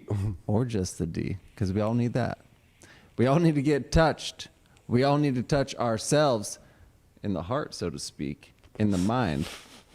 Okay? I was about to say with this Black Moon Lilith card that they maybe need to go hang out with you fucking just to get back to their fucking it's no party like a Scorpio party, baby! Oh yeah, we're getting after it. We're getting after it. Like, because there's that I don't know. It's like Libras are usually, I'll be honest, Scorpios are like, you know, could be edgy and shit, but Libras are extremely edgy and have always been the rebels for love. And they have to remember that again. And they forgot that. They forgot that. I'd say obviously, I had like one like true relationship. That was with an Aries. But the other one, my favorite one, was with a Libra. I mean, she did have a Scorpio moon, but, you know. Those Libras, they can get after it if they fully embrace that. If you fully embrace yourself, that's what we all need. We all need to be able to take that aspects of ourselves and fully embrace it and say, it does not matter about the world outside. It matters about what we want. It's sometimes we need to be selfish. Okay, self first is not selfish, but sometimes we do need to be selfish and put ourselves first and say, what are these needs that we need to fulfill? Okay, everybody else can kind of fill their own cup. Fill yours up. Drink it. Drink that shit down. Maybe it's good for you. Hey, you go get that. Pisces. Oh, man. Yeah, especially with all that veiled stuff. I don't know if y'all can tell, but my back's feeling a little bit better over here. Yeah, big time. I was about to say about Libras, the last call for Libras. Stop holding on to what you don't want to. That goes if you're single, like the way that you're going about your love life, like the things that you're doing and why it's not going the way you want to. It's like you're restricting it and you're holding on to shit that you don't want to, and you're holding back, and then you're holding back. And if you're in a love relationship to something you don't really want, and you're not that into it, or you have other things, or you want to do other things, you have other desires, and you're too afraid to really do it, and you're with a dud, and you're with somebody that you feel like you can't be your true, wild, extreme self with. And you got yourself in a bind here to just try and do the family thing or to try and stay safe with all that fourth house shit. I get it. Like, you can fucking learn to be a Leo. Jupiter and Saturn's in your fifth house. Learn to fucking love again. Fuck. Like, passion love. Like, bah! Pisces.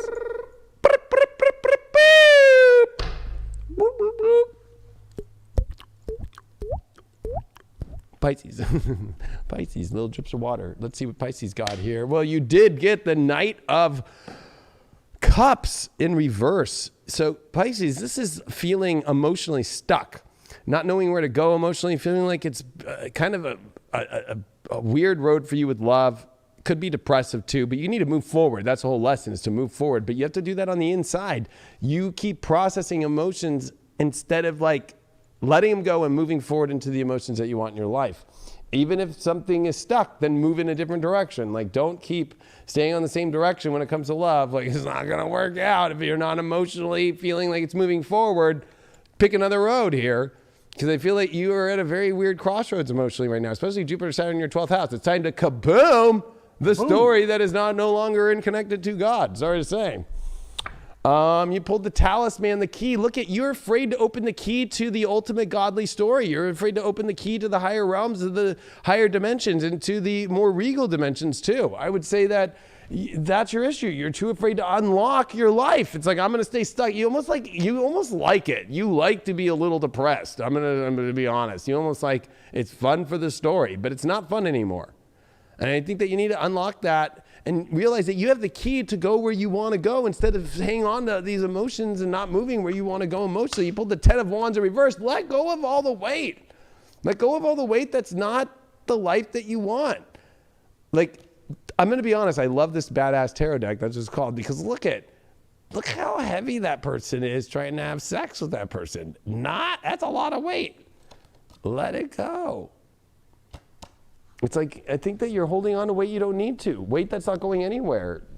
It's like holding on to a love story that's not going anywhere. Holding on to the depressive energy. You need to change things up or go to what you really want to and stop holding on to the weight of the story that you don't want to emotionally. How do you unlock? How is this going to happen? Wow, 8 of Swords reversed. You need to get out of toxic situations. It's finally going to be able to, but you have to unlock the key out. You are in toxic waters. You are hanging around a toxic person, or you're obsessed with the toxic person, and that toxicity is just the toxicity if it's not going the way that you want to. Or for some people, it might be just somebody that honestly just is like a criminal, or somebody that's like, doing bad shit to you and abusing you, literally, physically, or, constantly like lying to you, or constantly like they might even have a job that's keeping you in a job that's not good. Like, this is your issue, is you're around toxic people. And I think that you need to unlock yourself around that, or your partner could be very toxic right now. And I think that you got to be like, whoa, what the fuck am I doing? Well, you did pull the Empress. So you got to give yourself that ultimate happiness and love and that emotional support. But that support comes from you supporting yourself into having the ultimate best. The Empress does not fuck around with low bullshit, especially some little Knight of Cups who's stuck on the road. The Empress is going to be like, make sure he gets some food, make sure he gets some of this, and get his ass back on the trail again. Like, you need to do that to yourself. You need to go do the things that make you feel good, things that'll nurture you and make you feel good, and to move forward, Stop denying yourself of that. Wow, you pulled the Wheel of Fortune reversed. You know what? You're trying to control your own destiny of fortune in something that's too heavy, and it's not working out. You're in too much. You are not ready for true fortune to come in your life, because you're trying to make that fortune yourself. You think you have control of fortune, and I think that, or you're giving yourself up to fortune and it's not going in the direction that you want it to go. And maybe that's because it's trying to save you from a very toxic situation, a sumo wrestler that's going to land on you and try and fucking, no pillows that you're going to try and put on top of you, your butt is going to save you. In that you're weird gonna have situation. to sit on his pillow top belly.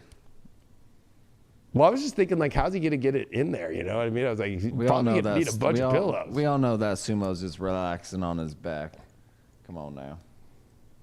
Well, that was weird. The card shows him getting on top. Well, I think that's why the reverse would be, just taking the easy way out and just laying back and relaxing. Well, I think the whole thing is to not get involved with the sumo at all.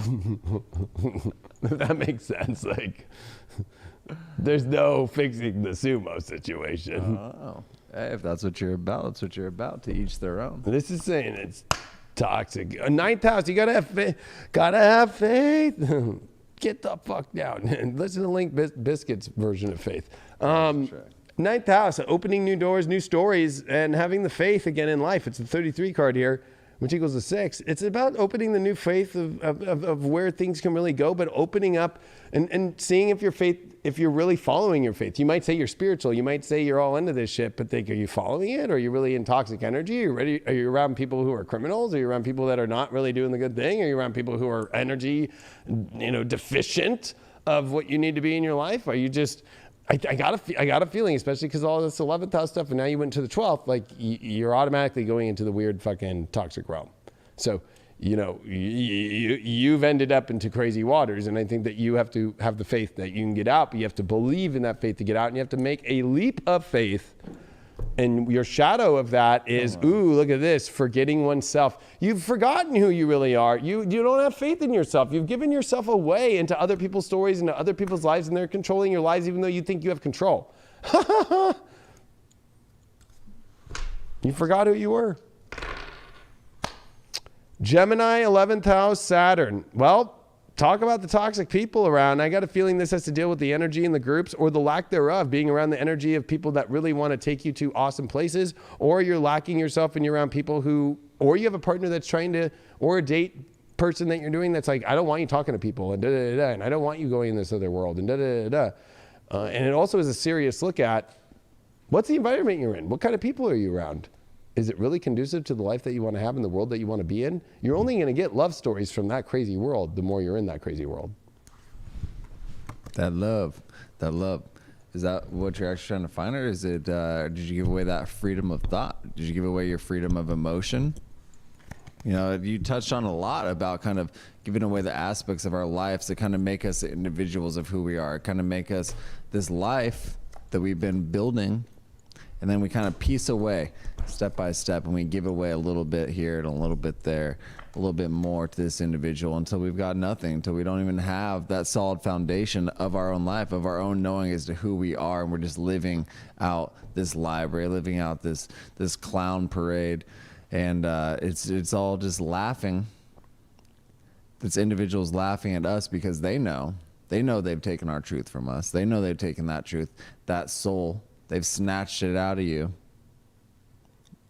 Where are you going to go? Are you going to find it? Are you going to be able to go back and piece it back together? Are you going to put back that effort? All of it.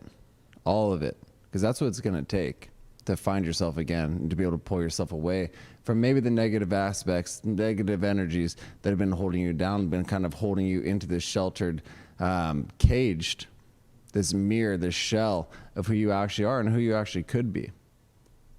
So it's going to take effort. It's going to take time. It's going to take you standing up for yourself and saying, not up in here, not today. Not today, Satan. This is who I am. I'm standing on my own 2 feet. I'm standing my own will. I'm standing with my own power and this own love. And this is what I want. And this is who I am. And you can never forget that. Even though we might get beaten down at times, even though we might get kind of shuttered, and it's hard. It can be hard. But just don't forget that every little aspect of ourself, going through tough times, just remember, it's these little victories. It's those little pieces of ourselves that we can never forget. Even though we go through tough times, even though we go through struggles, even though when we go through great grandeurs of happiness as well, there's still little pieces of us that we kind of like chip away. Don't chip away. Keep away. You know, hold on to that. Hold on to yourself. Progress forward. Find yourself. Keep away. Find yourself in that fulfillment. It'd be like going out with Dr. Fauci and you were always like, you know, not really into it, and you ended up with this guy, and then now Dr. Fauci's like, hey, my best friend Bill Gates. Hey, maybe and, people love little dicks. I think that'd be perfect. yeah, and then it's like, oh, they have my best friend Bill Gates. Meet him, and then We all know Billy Boy ain't. Oh, fucking, well, Epstein really didn't die. We all know what Billy Boy's working with. We seen him walking Epstein around really there. didn't die. Let me take you on a plane ride to New Mexico. Check out that house really quick where he wants to do all the crazy genetic shit. That's what's in the CV thing. And then you start are like, okay, I guess this is the way it is, and everybody they needs can to take go. And do you want me to go drive a van too? Maybe they can take one of Ghislaine's subs from fucking Epstein's island to Mr. Bo's Papa's island. Oh my god! They're right there. They're in close proximity. Just take a quick little sub. Oh.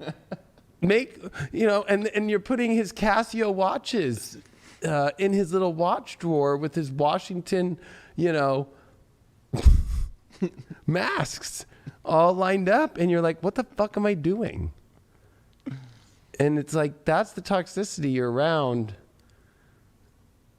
Good luck, Pisces. Are you really ready to face that? Because you might think you're fine, but the next thing you know, your job, your career is all based upon who you're around.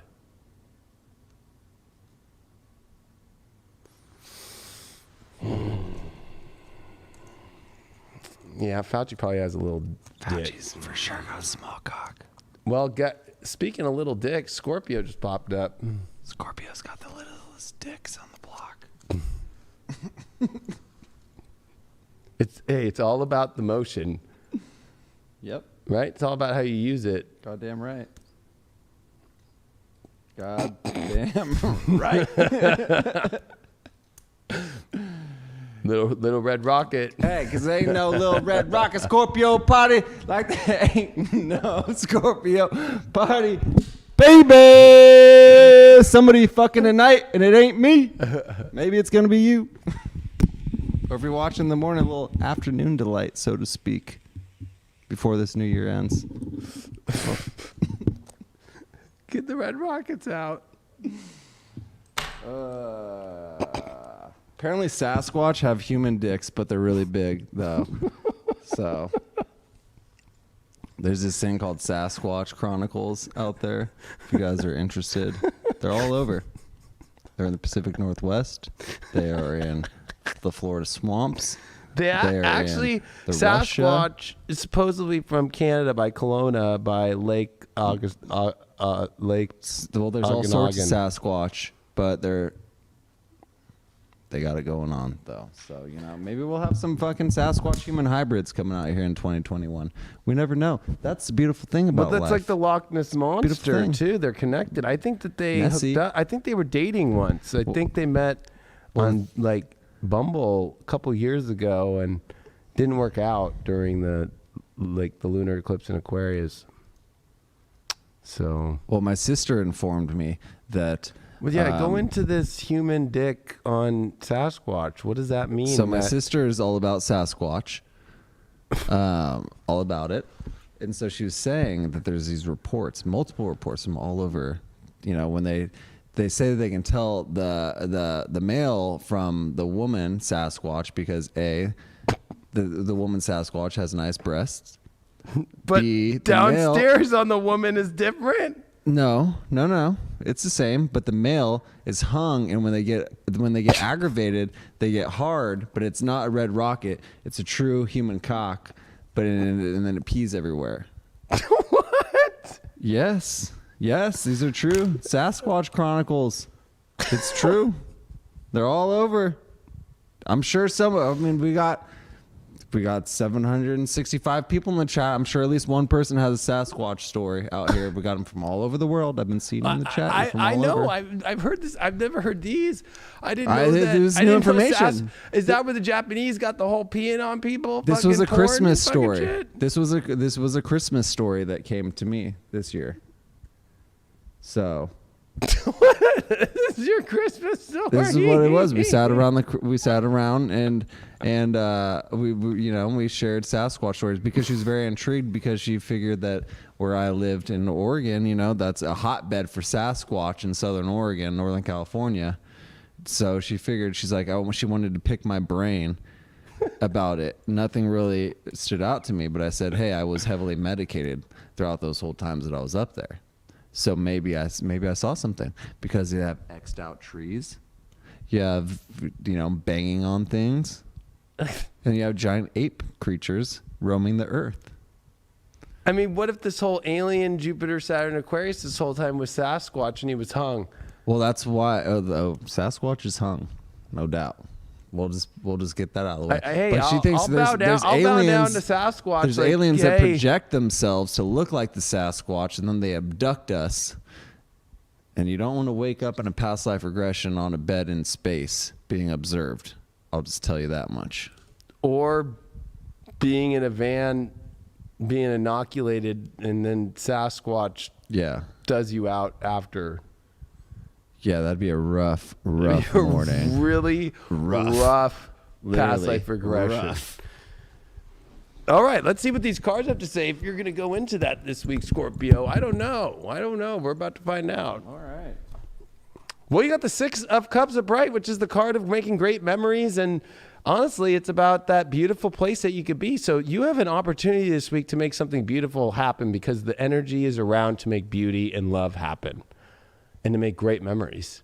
So you have no excuses now this week already. It's not Sasquatch energy. It's not. Maybe that is the beautiful place for you if you're ready to do some Sasquatch stuff. But I'm just saying, it's looking really good with that. But you got Stormy energy here as the challenge. Stormy Daniels popped up. Maybe, though, the challenge is being like, it's such a beautiful situation and maybe wanting to create it to be a little bit more edgy or stormy, but maybe that's not what you really want. Or, maybe that's the challenge, right? It's like trying to find, when something's so beautiful and so nice, it's almost like Scorpios kind of want to like say that there's something wrong with it. It's too good to be true. You want to see a little bit of edge or some little bit of like, you know,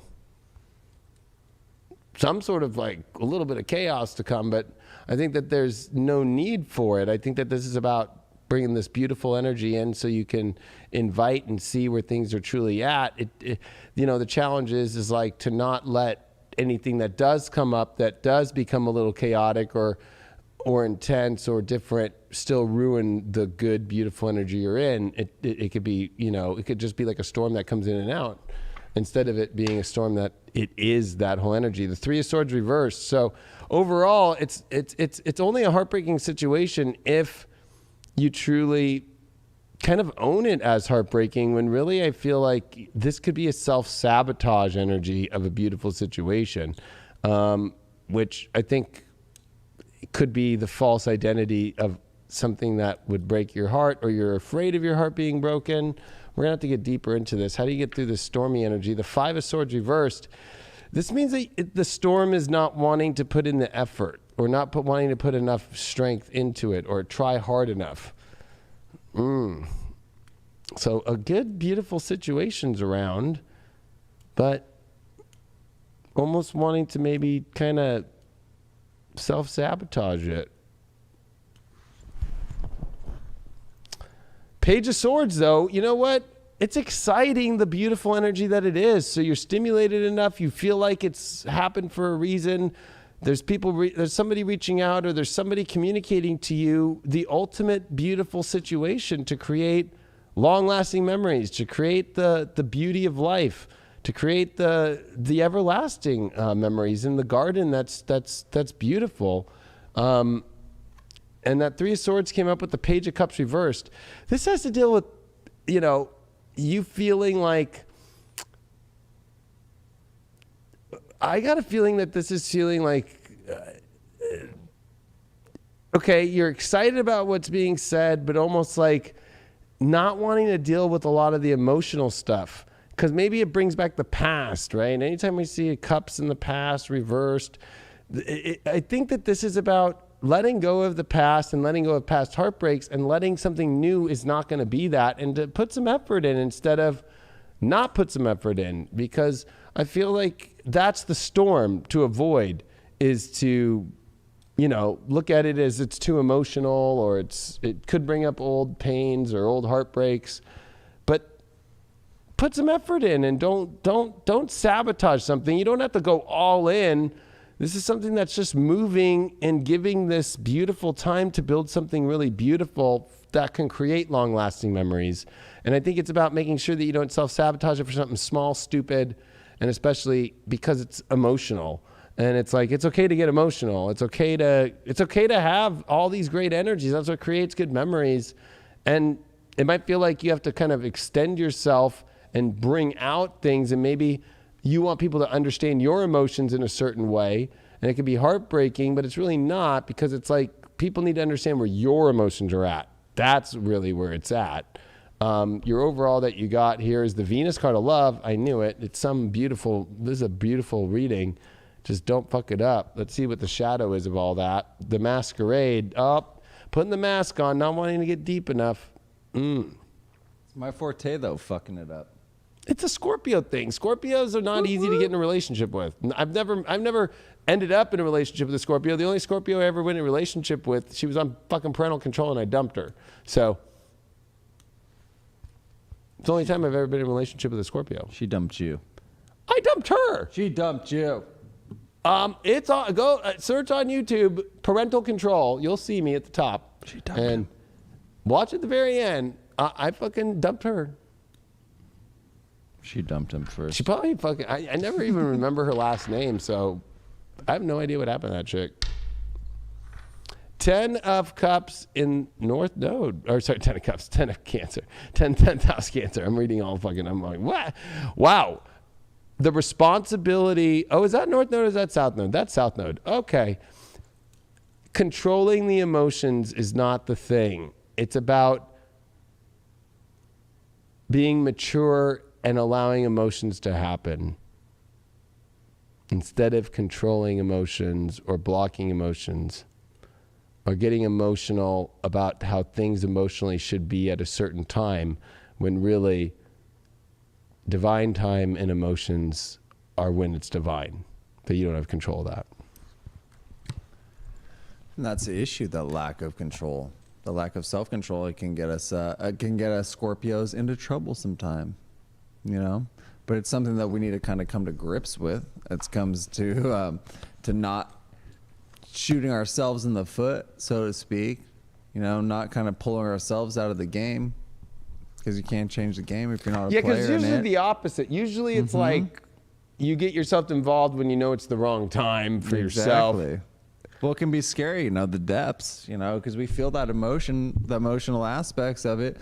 But when another person kind of meets us in that point, it can be terrifying. It can be terrifying because it's that let down aspect as well. You know, at least for me, so to speak, you know, being able to be completely vulnerable, being able to completely put all my energy, or at least a large portion of my energy, into someone else's court, into someone else's hands, can be terrifying because, you know, of being fucked over in the past, fucking myself over in the past, when, you know, we think something's right when it's actually wrong, and vice versa, you know, letting things slip between the fingers and then it's gone.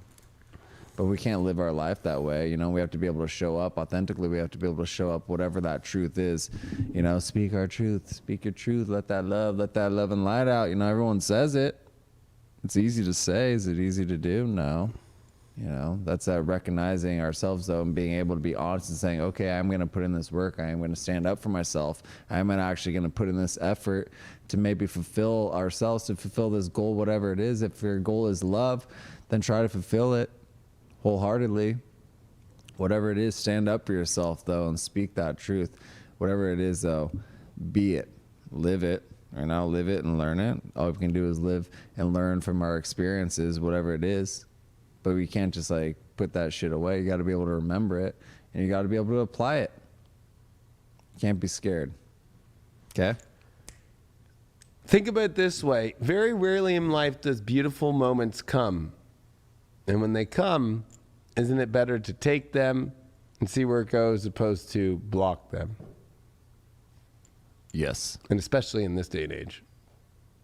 Yes. Yes, yes. Yes, yes. Yes. When it comes, make sure it comes hard. Cancers.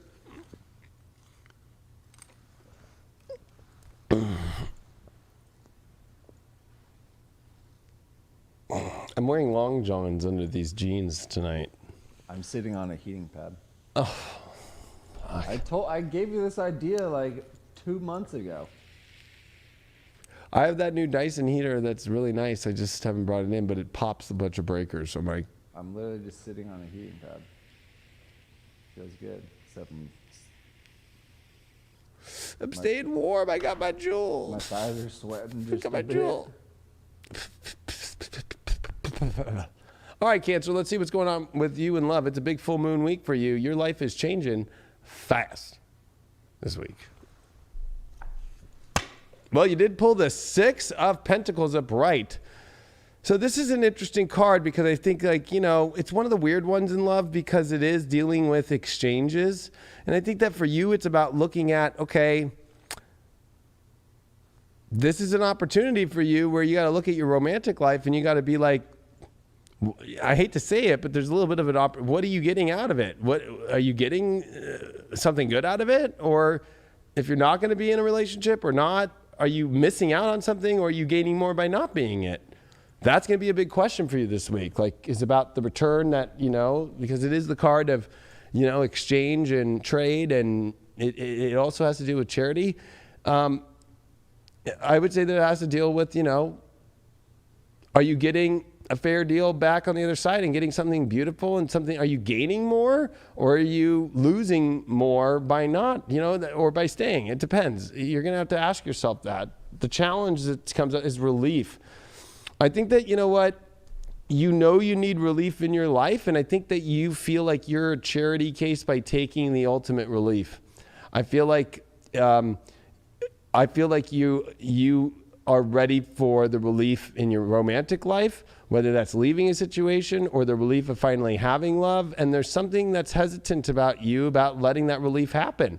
And I think it has a lot to do with the kind of trade that goes on of like, you keep looking at it maybe from a trading aspect, or you looking at, am I trading my life? And I think that that's a valid point, but I think at the end of the day that you've lost the idea of the love aspect, and you keep looking at the physical aspects of what do I gain? What do they give me? And I think that's going to be connected to this Five of Wands in reversed, that you're afraid of conflicting into a new reality. You're afraid of like, it's going to be an adjustment. It's going to feel like there's a lot of new dynamics, but overall it maybe won't be so conflicting. Like if anything, see the penises go up when it's reversed. Nice. So I think that you're looking at it like, oh, everything will go, you know. That individual's a grower, not a shower. Well, I just think the Five of Wands is like, you've got to, of course, it's like the reason why they're showing the size of the dicks is because it is the competition card. But it's like, this isn't a competition either about what has more or who has more or what, you know. But I think what it is it's the fear of inside of really allowing yourself to have the relief of your life and to get out of the kind of more calmer style understanding of the relationship and get to the depths and get to what you really want and to allow yourself that relief. Like, I feel like you're afraid because it's going to change your reality. It's going to change, and it's going to force you to come into conflict. And really, is the conflict staying in the place you're at, or is the conflict going to the new energy? I think that it's less conflicting to go into the new energy. I think it's more conflicting to stay because the relief card showed up as your challenge. And look at this, the star card reverse. You're afraid of the ultimate relief to have the new start of your life. That's what you got to face. You're afraid. You're feeling like, I don't know, like you're going to lose something. If anything, you've already lost a lot that you're only going to gain from here. So I think that that's the big lesson, is that you're gaining, not losing. I know it feels like, because Cancer, it's you get nestled into things and it's like so comfortable. But I think that the comfort is gone. But it's still comfortable to be comfortable in what's not comfortable anymore because you're comfortable with that. And I think that this is facing all your discomforts. This is facing all the things that, you know, you feel are going to be conflicting, but going to bring you to a better place and bring you to a place to where you feel like maybe it's not charity. Maybe it's where you're in a better place to be giving more in your life and to give more to yourself in your life and to give to others more. The reason why you pulled that Six of Pentacles is you did pull the Two of Wands. It's a whole new world.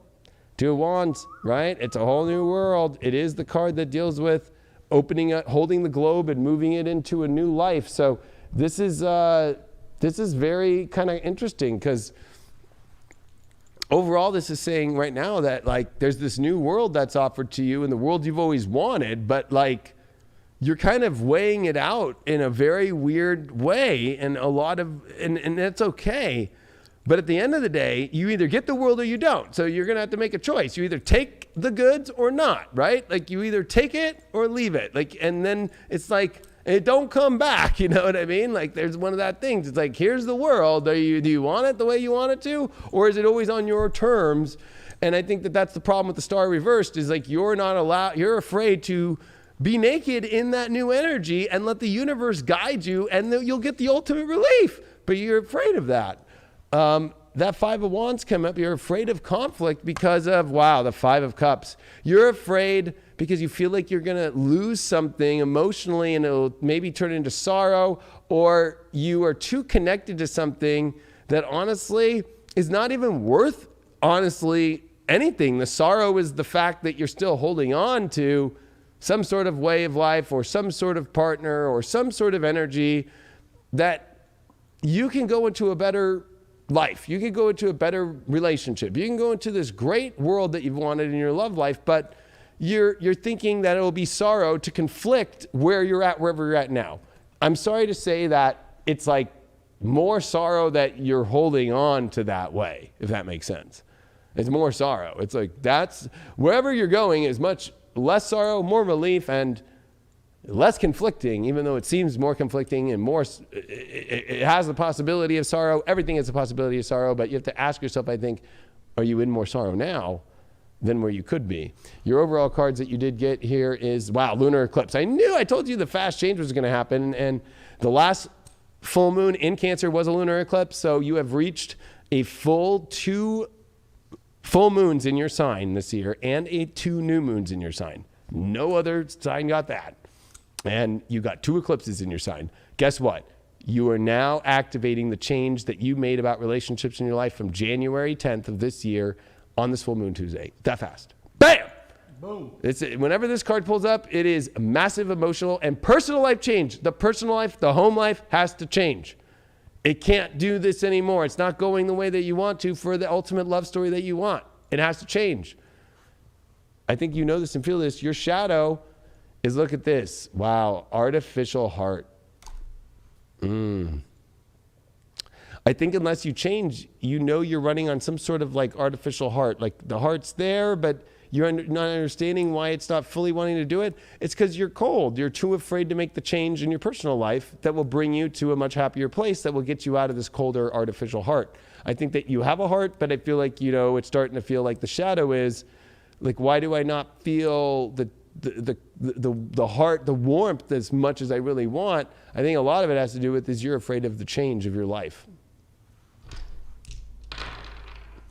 Well, you got Moon and Libra in the 9th house. It's time to open up the doors in your relationships and take a good look and open up to the opportunities of where to go in a relationship and understand where things are going and take the adventure emotionally of a relationship. And that's going to bring you to the Moon in Libra, which is definitely a much more positive and more zenful place and much more balanced and peaceful place by taking that opportunity opposed to staying in artificial heartland and staying in that same place. Right, because there can be a whole new, like you said, a whole new world, a whole new life, a whole new waiting for you, you know, like, but you got to be willing to go and accept that. You got to be willing to go and appreciate that. You got to be up and be willing to appreciate the worthiness that you actually hold.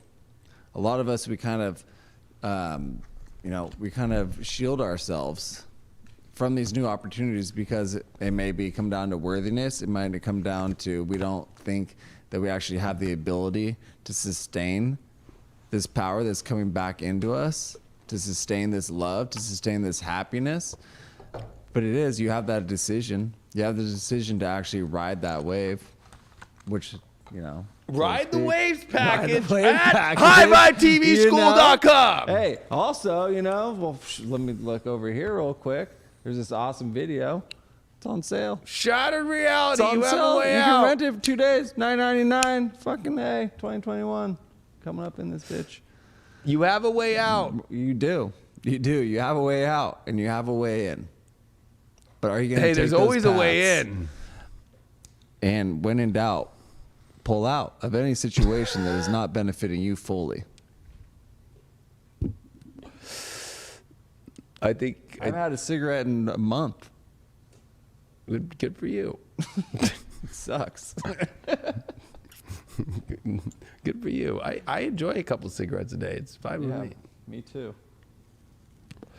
Cancer, I think that, I mean, I don't know if Craig wants to sing A Whole New World to you right now, but it's a whole new world. Whole new. Something in your life. The most amazing dreams ahead. I'm making up the words as I go. And all the Cancer comfort blankets surrounded by the new world.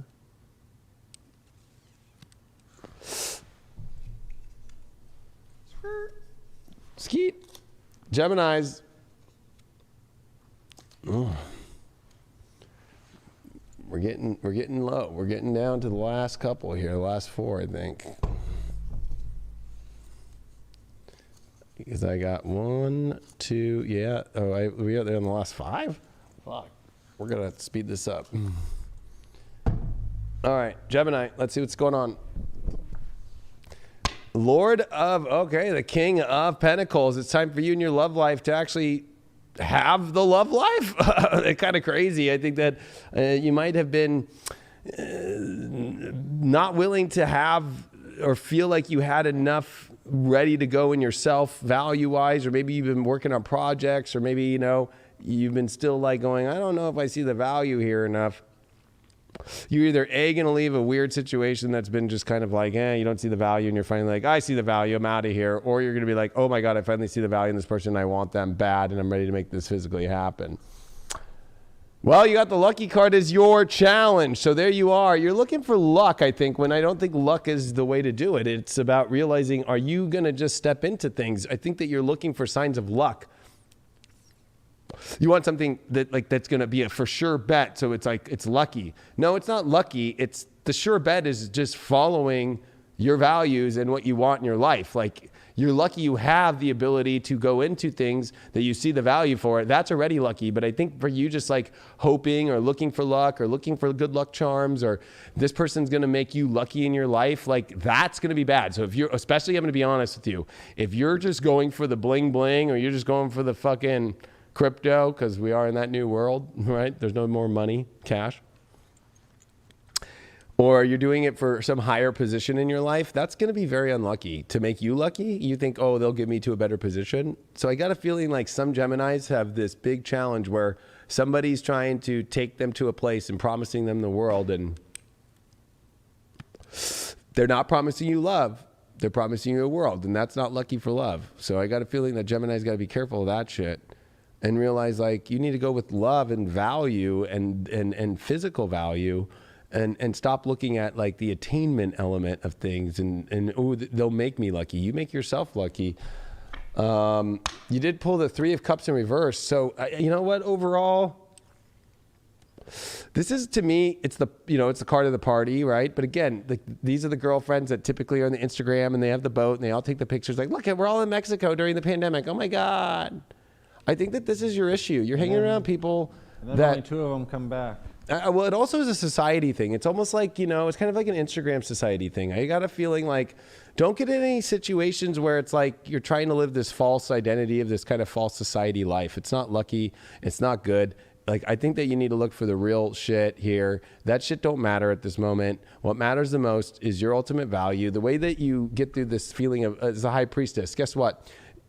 It is your intuition. It is your spiritual connection that matters. A spiritual connection with somebody and also listening to your guides and finding somebody that listens to your guides too. That's the lucky thing. Don't be going for somebody. I got a feeling that you are going to have to face a situation this week, Gemini, where you're realizing A, the partner that you're with is not spiritual.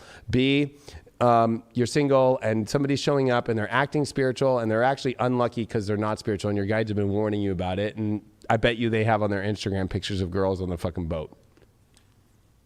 And if they're one of those kind of people, or they're a girl, if you're a guy like that, like get the fuck away from them. They're not for you. It's stimulating. It seems exciting, but it's really you riding your horse into kind of like resetting your value as the King of Pentacles, as that's what you value the most. I thought you wanted to value love and like excitement and simulation, not this false identity of it and this other thing. You pulled the 8 of Cups. Wow, yeah. Look at you walking away. I think that, you know what? I think you've walked away from your value, the King of Pentacles. I think you've walked away from where your true values lie, and you need to walk back to the values of where you really want in love. I think that you have almost steered off course here. I think you've almost steered off course to somebody who is not at all lucky, not at all connected to your gut has been right the whole time. And I think you need to walk out because you're losing your values. Somebody that you were attracted based off some sort of place in society they can get you. You're at the point where you're realizing that they can't get you to that place in society, no matter how much they try. And you got to get back to your values. You pulled the 7 of Wands in reverse. Look at this. You're not even wanting to fight for it. Or they're not willing to fight for you. That's the other thing. You might be all into it, but then you're noticing they're not fighting for you, and they're probably fucking taking pictures with other people on boats. Or they're taking pictures with other people, or they're doing things with other people, or they're doing the same thing to a bunch of other people. So I got a feeling like, this is also your issues with standing up for what you want. And I think part of the problem is that you have this kind of twisted view of society and how it should be and all that stuff. I think that this is going to be a definite you rearranging your life and getting back on track to the values that you really want in your life and the spiritual values, and getting away from people who have kind of pulled you away from that, or people who denounce that from you or shame you for it or laugh at it, or more attached to a life that, let's be real, we all know that life's over. We all know that life of kind of like the whole like, oh my God, like I'm showing myself off in this weird little fucking way of like, oh my God, I'm on the boat and fucking with my girlfriends and with the other dudes or whatever. Like that's not fucking anything that deals with anything in society of anything that's positive and loving for you at all. You did pull the Mars card, so it's time for you to take the action and take the identity back. And I think that you have the power, and I think that you also need to be with somebody who has power, but I think that's where you've been tricked. I think you've tricked yourself into believing somebody has power that they really don't, because the shadow of this is showing, oh, look at this, that you would sacrifice your values, yourself, your identity for the power of somebody else's, and that's your fucking issue. And somebody who's not on the same identity as you, it'd be like two different worlds, two different identities, not going to work out for you. You're a twin, you need your twin when it comes to love, you need your twin flame, blah blah blah blah, and none of this fucking bullshit. Somebody who's fake. I got a feeling that you're dealing with a fake somebody who doesn't even align with who you are. And I think that you could be in a partnership with them. This could be your husband, this could be your whatever, but I think that you're finally at the point where you're like, whoa, I am not unlucky because of the fact that you're blocking yourself from the true energy of what your love is, and you're down a really false road. And I think that you need to not sacrifice the force and the strength to come back to your true identity. You need to step into that and sacrifice the energy that's getting away from that identity.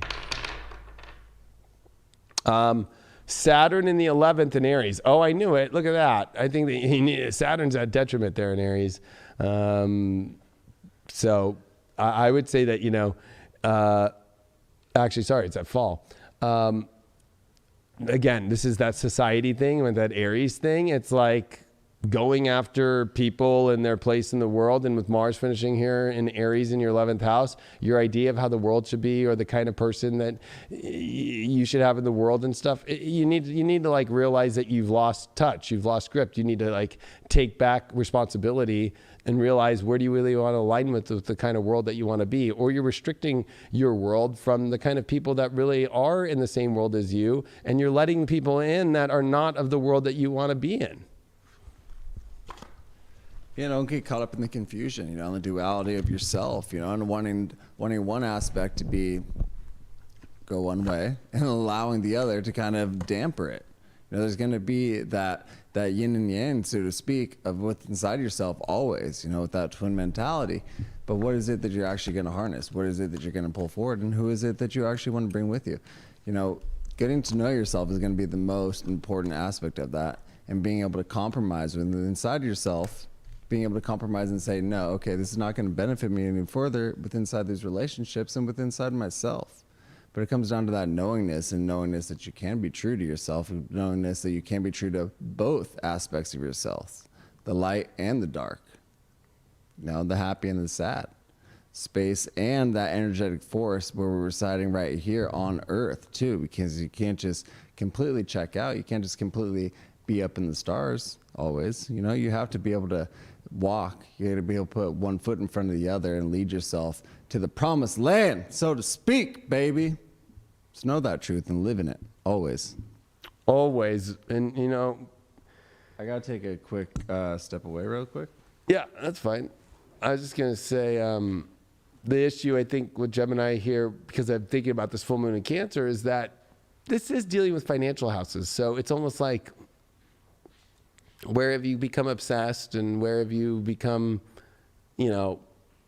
maybe a little bit, more focused on the monetary element or the physical elements and not the spiritual, or you've kind of let the spiritual go away for the physical, even though what what you really want is that deeper spiritual, especially because that's what your path only works out with Neptune in the 10th. So I would say, with Venus in your 7th house as well, going to square Neptune this week. Woo!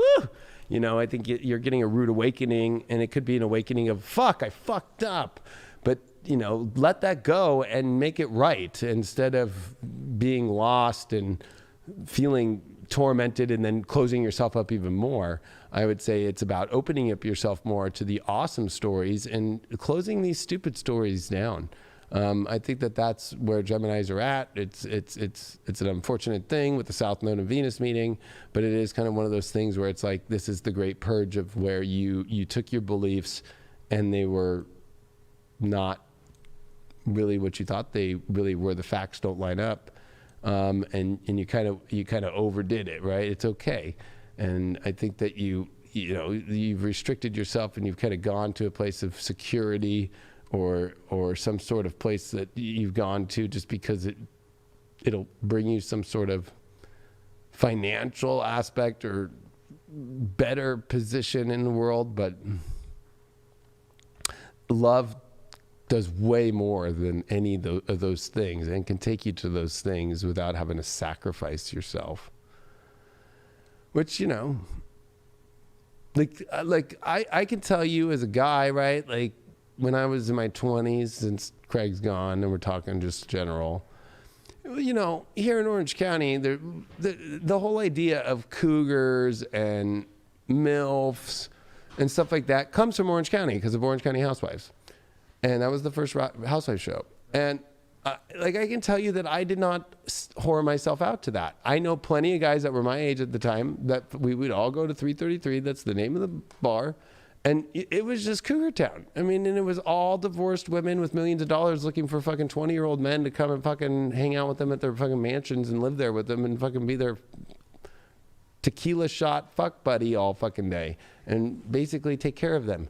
Never fucking did that once. Never fell for that shit. Always was like, nah, I'm not going to do that.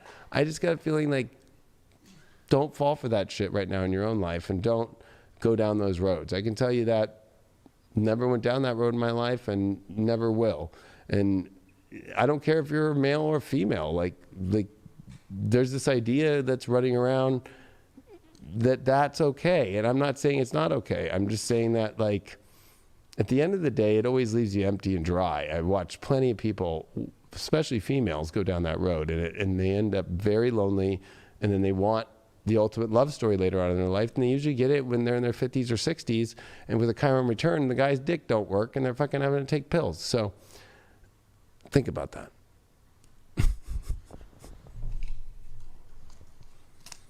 Aquarius.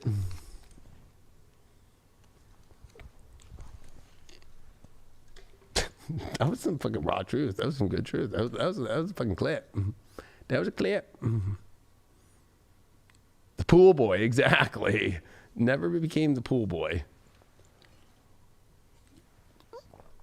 I mean, I'm not gonna lie. I definitely fucking made it to 333 and made out with some of those MILFs and shit.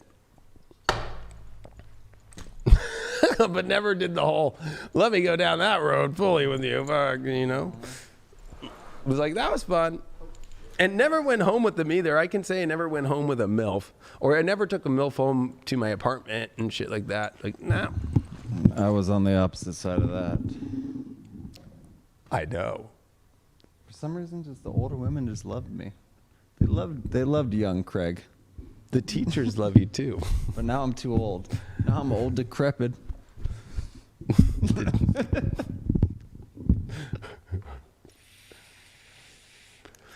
Corona Del Mar. Mm-hmm.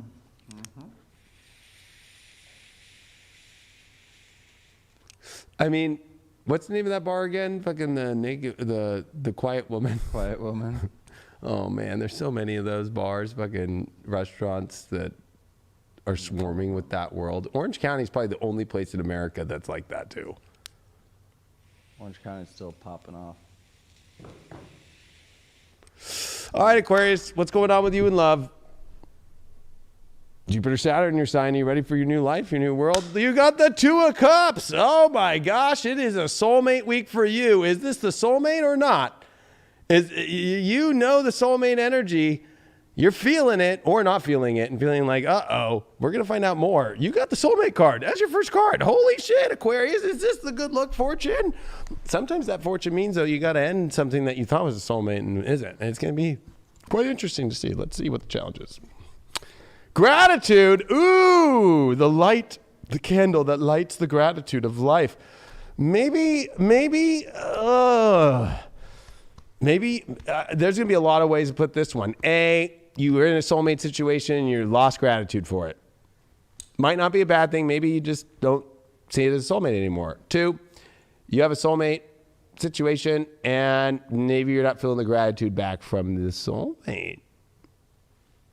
Either way, that gratitude has to be there with souls, right? There's nothing more grateful than knowing within soulmate energy, within one another, that you're grateful for each other. That's a problem right now. You did pull the Knight of Wands upright, definitely leaping into love. So be grateful for the situation to leap towards, or you're gonna make the leap. You know, the Knight of Wands, remember, has to kind of, it's like Prince Philip. He has to show his worth to Aurora, right? Princess Aurora. So there's an energy of you ready to leap into something, but you maybe you're a little discrepant about it because you're like, oh, I don't know. Is the gratefulness there? Do they see me, or do I see am I good enough for it? Or, you know, like, this is going to be interesting. What's up with this grateful? Ooh, the 7 of Wands. Are they wanting to fight as hard as you are for it all the way? Or are you wanting to fight for it? Are you really grateful for it? Are they very grateful for it? Woo! This is going to be a big, heated, intense energy. Is it really soulmates or not? And are we both in? Are we both as grateful for it? Are we both down for this thing? Woo! Are we? Are we not? That's going to be the big one. The world reversed with the 2 of Cups. Wow. This is a soulmate story that is trying to find what its completion is, and if it is, or if it isn't, or if it's going to continue on, or it's not, but there's a stall. And I think that there's a lot of the stall because it's unsure if the gratefulness is there, or you're grateful for it, or if you're going to keep fighting for it, or you're going to leap after it if it's new, or you're going to stay in it because it's been around a lot.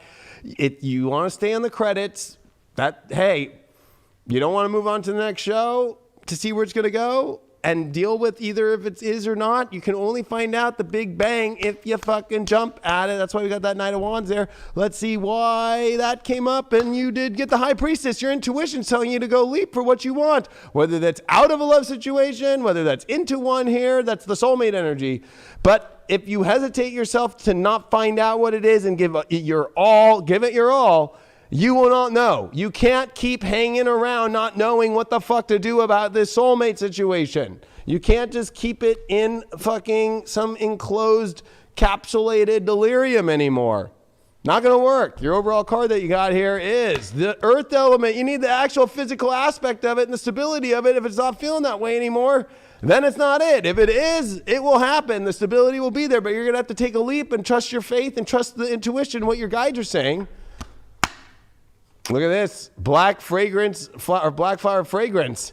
That's the shadow, how to attract it and how to attract it in for those single ones. And for those in a relationship, are you attracted physically anymore to the soulmate and willing to fight for it anymore? Because sometimes soulmates, they don't, you think it's a soulmate, that's great, but you know what? Are you even attracted to it anymore? Or are you even wanting it? Or are they just a burden on you and it just smells wrong and it doesn't feel right? Ooh, this has a lot to do with cognition of smell, touch, feel, especially the smell. I like the way you smell and taste. Oh, there's nothing better than pheromones when somebody you love and the pheromones are right. And you could just eat lunch off that fucking butt and everything and every smell. It don't matter.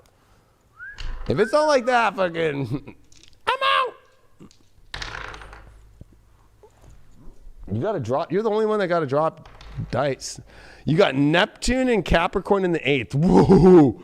Oh, talk about the sexual energy and the blocks there, and also having to remove the blocks and surrender to it, and also be honest about yourself, about where you want to achieve and what your depths and your passions are, and that you can't create this kind of controlled, delirium about like how you want things, but it's really not showing up that way. You need to surrender the blocks. You need to surrender the control and get down to the truth and get down to the brass tacks, to the deepest part of, is this really destiny or not? Is this really destined soulmate energy? And is it all in? Is it all out? Is this what you truly want? Is this what they want? And you need to get to the bottom of it. You can't keep holding on and playing around with this shit.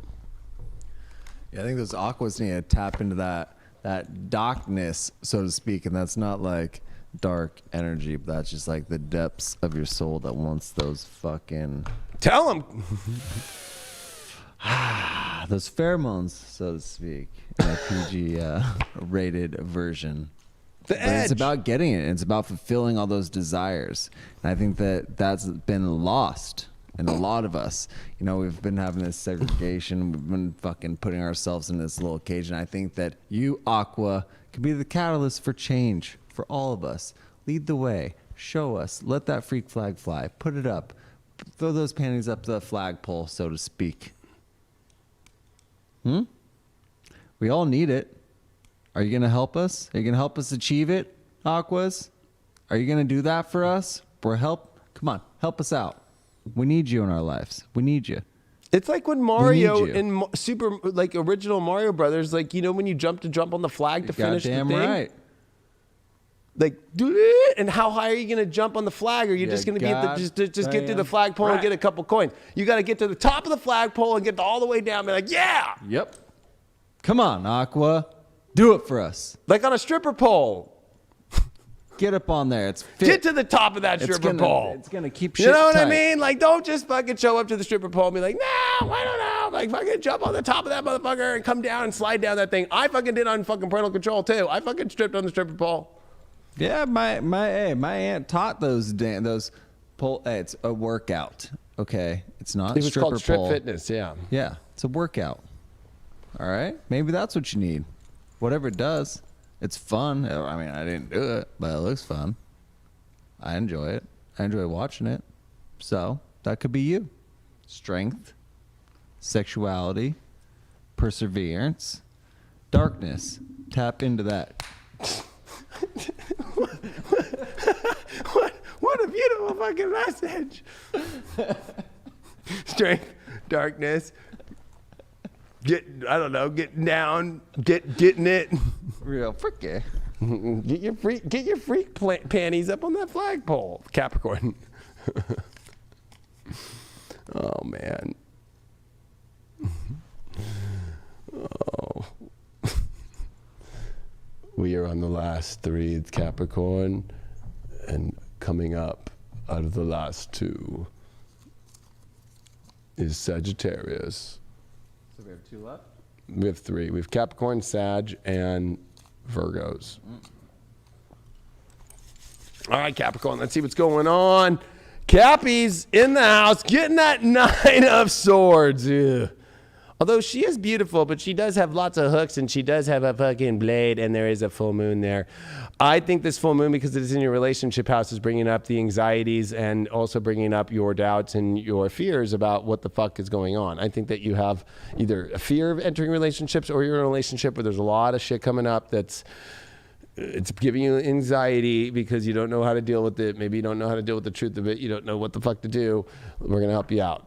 The issue is you don't feel home. You don't feel home if you're alone energetically and just single. You feel like there's something missing, or you're in a relationship where it just feels like the nucleus has been lost. Like it just feels like it's just bottomed out. It's flattened out. It doesn't feel like it's nurturing you. It doesn't bring like it is home. It doesn't feel like all four corners are all together, right? And maybe that's why you're tripping out. You maybe feel like it's not home anymore. You feel like there's a different place to go. It is a new world for you in your second house about building. You got the Hermit card. Oh man, the crotchety card for the fucking Capricorns this week. Your overall is the Hermit. You having to retreat and go up and realize that, yeah, like you're closing off and needing more info because you're a crash test dummy and you're feeling like you're on your way to go into another crash and you need to avert that. And the crash test dummy is on the subway out, you know? I feel like you're on the way out of something. You're either on the way out of your single journey of blocking yourself and being afraid, or you're on your way out of a relationship that's been super at home. We're going to get deeper into this. So how do you get through this home situation? Ooh, 3 of Cups. Parties aren't going to save it. I think that the social life was always something that made it feel like home, but the social life's gone, and that's not going to work. It also means that if you're not feeling home, you've been afraid to be social, and you're a loner, Capricorn. Nine of Swords is come up with the 9 of Swords reversed. Whoa. Whoa. So there's nothing to fear if you're honest about the fears that you have, instead of trying to block your fears and not let them out. I feel like, that's the whole thing. It's like, it's a bad dream. It's a nightmare situation. But if accept the situation, it's nothing to be afraid of. It's the more that you're avoiding accepting the situation that is the nightmare of the truth, it's going to be just harder.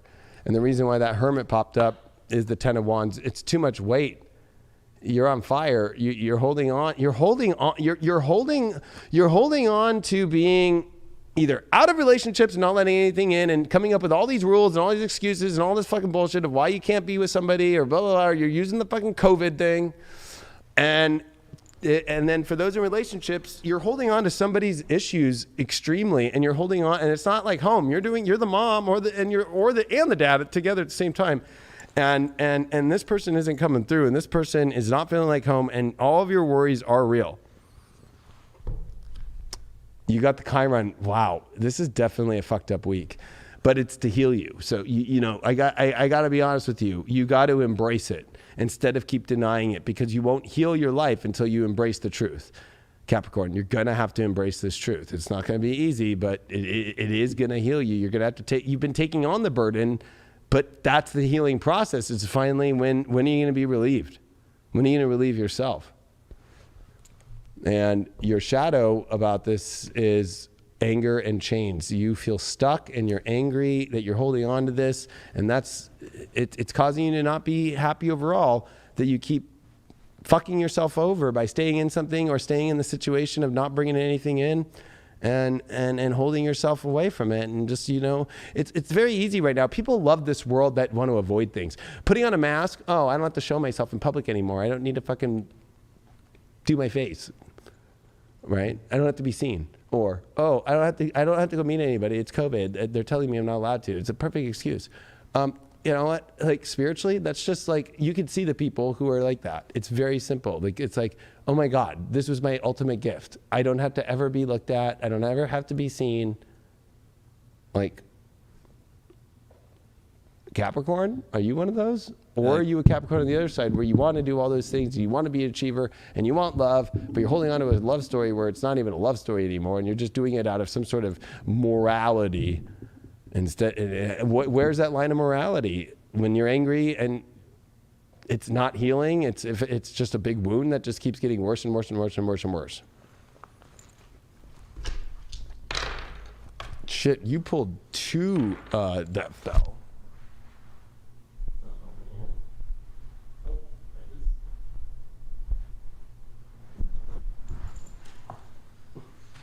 Voila! When one dice goes away, you receive me. Hello there, people out there in YouTube world. No wonder my leg was just like, It's so splendid. He's deep Under the table. So yeah, me. You know what we're about, Capricorn? We're about not losing ourselves. That's true. We're about not losing ourselves in this life, in this crazy mixed up world that we be living in. You got to find yourself. You got to stand up. Are you going to, though? That's what it really comes down to. Finding that power, knowing that willpower, and then rolling those dice on the table like you know you can.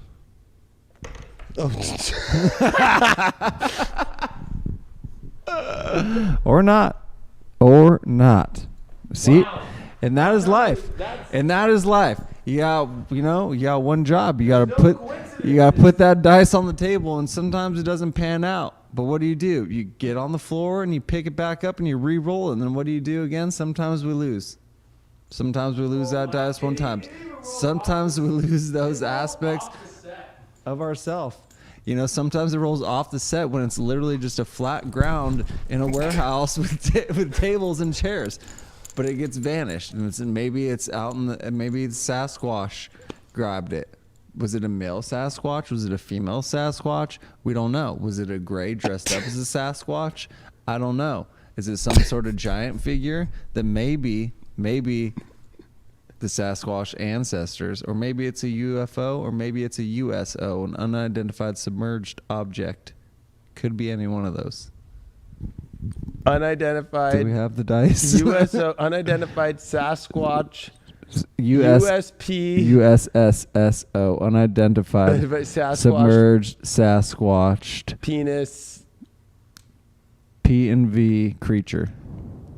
It could be gender neutral. HP. USHP, unidentified Sasquatch human penis. Taurus, 10th house, Uranus. Time to break free and break into the ultimate value by making the most hardest, difficult decisions, which are actually decisions that take you to where you need to go. Your values are needing to take responsibility, and you need to take a new route in order to feel better. And it's the responsibility that you have to have in order to do that. And if you're not going to take responsibility, then it's going to shock you.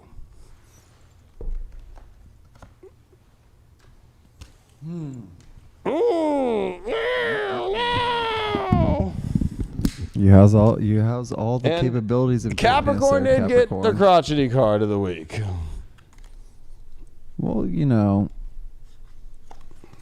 It's just got to be it's got to be handled.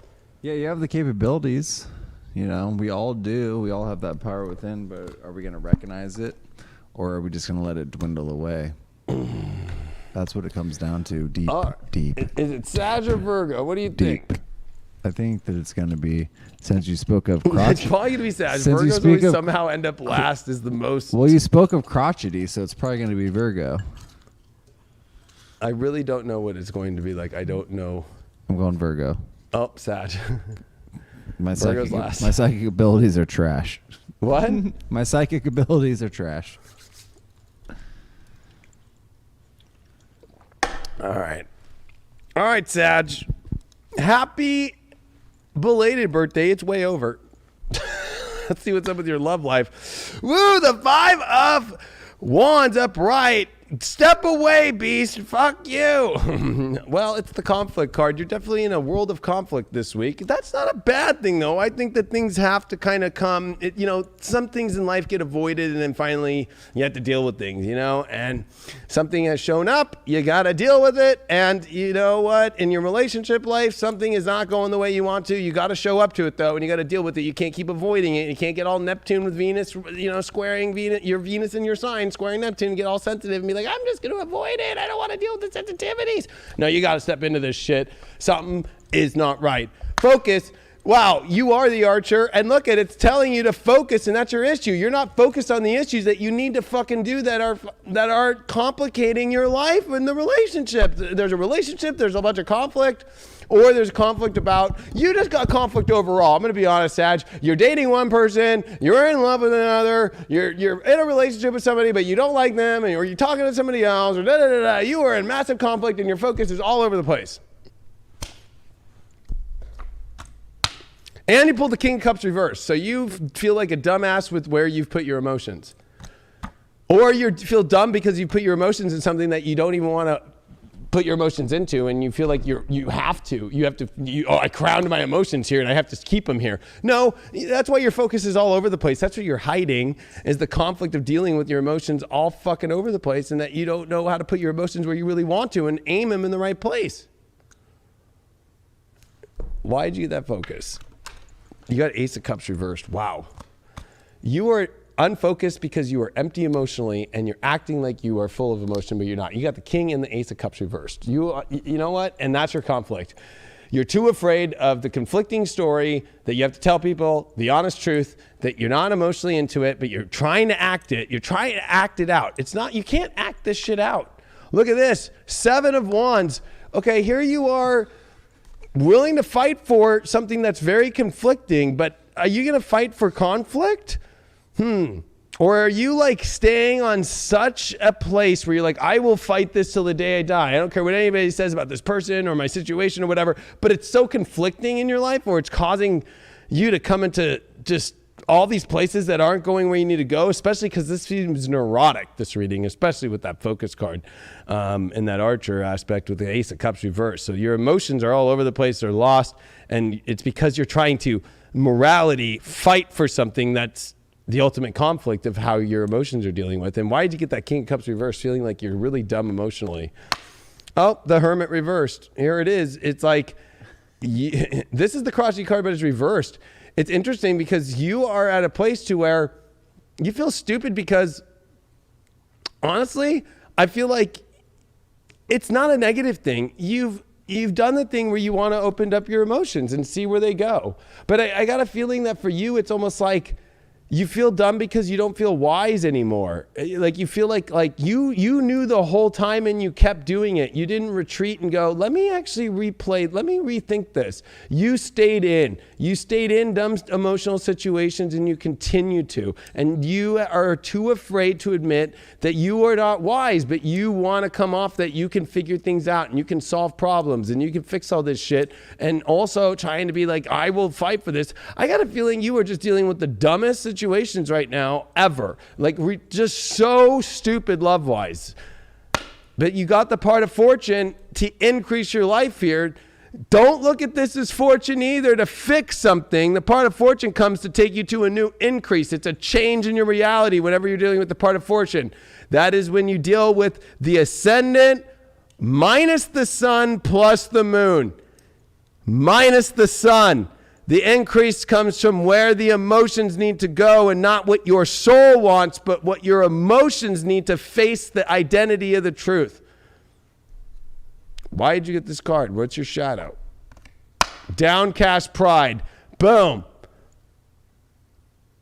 You know what? Your issue and your shadow is you're putting pride into things that you actually don't even want to have. You don't have pride for.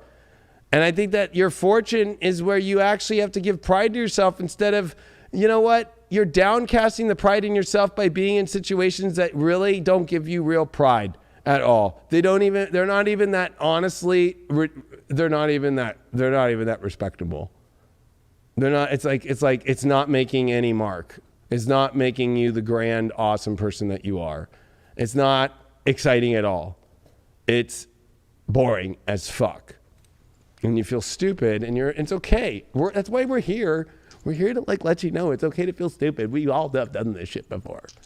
But for some reason, you gotta act like you know everything. You know what I mean? Or you're just stupid because you're just all over the place. You're dealing with a bunch of all over the place people, and you're trying to fill your emotions, but you're not willing to put them in somewhere. And then for those that have put it all in somewhere, it's like, oh fuck, like I gotta stay in this shit, and you're like totally already not there. You got the sun in the third in Virgo. I mean, you need to redo your whole entire environment and your reality. You got to relook at the truth because you know what? You're not communicating the truth, and you're going to have to now, and you're going to have to get to the actual specifics, and your reality is going to go through a tumultuous, mutable change, massive mutability. And if you're going to take that vax, don't fucking even, if you want to be mutated, go that way, but mutate in a different way. Mutate this situation. That change. Or situations, because it looks like there's a lot of situations. It's like my mind's telling me no, but my body's telling me yeah. So what are you going to follow? Your desires? Your heart? Or your brain? It's going to be telling you two different things. You're going to have to, though, make that decision. You know, it's the feelings of our lives that are going to kind of pave that way. Or are we going to kind of get tripped up in the thought process in our mind in the how things should look rather than going off the emotional state, going off of what we should feel and going on how it actually makes us feel in this day-to-day life? How it is that we're actually going to be living, how it is that we're actually going to be breathing and loving those individuals that are with us. Who is it? I don't know. It's different for you than it is for me, as it is for David, aka the Leo King, sitting back there, as you can see him over my shoulder. That's what we have to do. We have to be able to progress. We have to be able to decide. We have to be able to look for ourselves and know for ourselves and actually feel it and be confident in the decisions that we're making. And with that confidence, it's going to give great, great, great power. And that truth and knowing, that truth and feeling, and that, again, goes back to that confidence in the decisions that we're making, the progression that we're making. Okay? So Sagittarius, use that force. Use that power that we have within. Don't be afraid. Step into that and show and guide the way forward. I think it's hilarious as you're talking about all that. And people are in there like talking about Virgos when this is about Sag. Oh, the crotchety? That was a joke. Well, it's like somebody's in there like, I need to convince the Leo King about Virgos. It's like my brother's a Virgo, my mom's a Virgo. Like, shut up. Shut up. Yeah, I know. I heard someone saying that's really. Like, I'm just going to tell you, shut up. You sound like a whining little bitch. Like, it's like so sad. It's sad. Crotchety. Like, again, you're proving more that more Virgos are crotchety by you being crotchety in the fucking chat when it's a Sag fucking reading. It has nothing to do with Virgos. Like, it's a joke. And you're right. You know what? Craig is the one that glides in and all the ladies, because on this show, you know what my job is? To fucking douse you with the truth and to give you the real shit in a Leo way. And Craig's here to smooth you out with the fucking Scorpio and fucking transform the energy and transmute it for you. I'm not here to transmute shit. I'm just here to fucking brighten the sun, and it might burn your ass, but it's a lot better than being cold and not giving you the truth, because him and I, that's what we do. We give the truth. But you know what? When I see shit like that, I'm just like, you know what? It's just a joke. It's a joke. Like, you have to convince me about Virgos? Do you know jack diddly squat about astrology? Did you make a career based upon it? Do you do it all the time? You know how much respect I have for every zodiac sign and what every zodiac sign represents and Hermeticism? This is the fun shit. If you want to get to the deep shit, get on highvibe.tv. Like, that's just the truth. YouTube, this is fucking kindergarten shit. Kindergarten. You want the real shit, get on High Vibe. It's kindergarten on here because of censorship, because of the crazy fucking shit that's happening in the world. Kindergarten on here. Kindergarten. So you guys all want kindergarten, just keep watching. And if you're telling me that I'm basing my astrology all based off this show, fucking retarded. So there it is. And there it is. Next. Virgo. You got your attention. You know what? Virgos are the attention whores now. Ever since Regulus went into Virgo in 2012, you guys are attention whores. We have a Virgo that called and left over 100 voicemails. 100. We have Virgos who just I need to get a hold of you and tell you what you need to fucking redo in your ideas and your thoughts about life. Oh my God. Let me teach you. I've been a Leo my whole life, but I'm lots of Leo.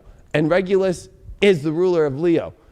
As you have now gotten some Leo energy, Virgo, learn how to use it. Empower people and let them make up their own minds. Empower people and let them make the change on themselves. Don't force people and tell them how to be. And not all Virgos are like this. It's just this few that come out of nowhere that are fucking lost and are fucking, I'm sorry to say, you forgot that you're a virgin, that you're supposed to be pure. And you know what? A lot of it is this Mars in your 8th house. You're learning that you have edge, but you need to know how to use it, because you're an egomaniac when it comes to edge. And then you're an egomaniac, believe it or not, of the zodiac, because your 8th house is Aries. You are the egomaniac of what your desires are and how you want everything to be changed. That's obsession, and that's obsession of how you want reality to be the exact way you want to. Mars, 8th house ruler. Aries, 8th house ruler. And that's fucking truth. So if you want to not fuck with me and fucking you want to start fucking going to battle about fucking astrology, I will wrap my ass around my fucking astrology knowledge all day and blow your mind. That's fucking the simplest tip that I could ever get of an iceberg.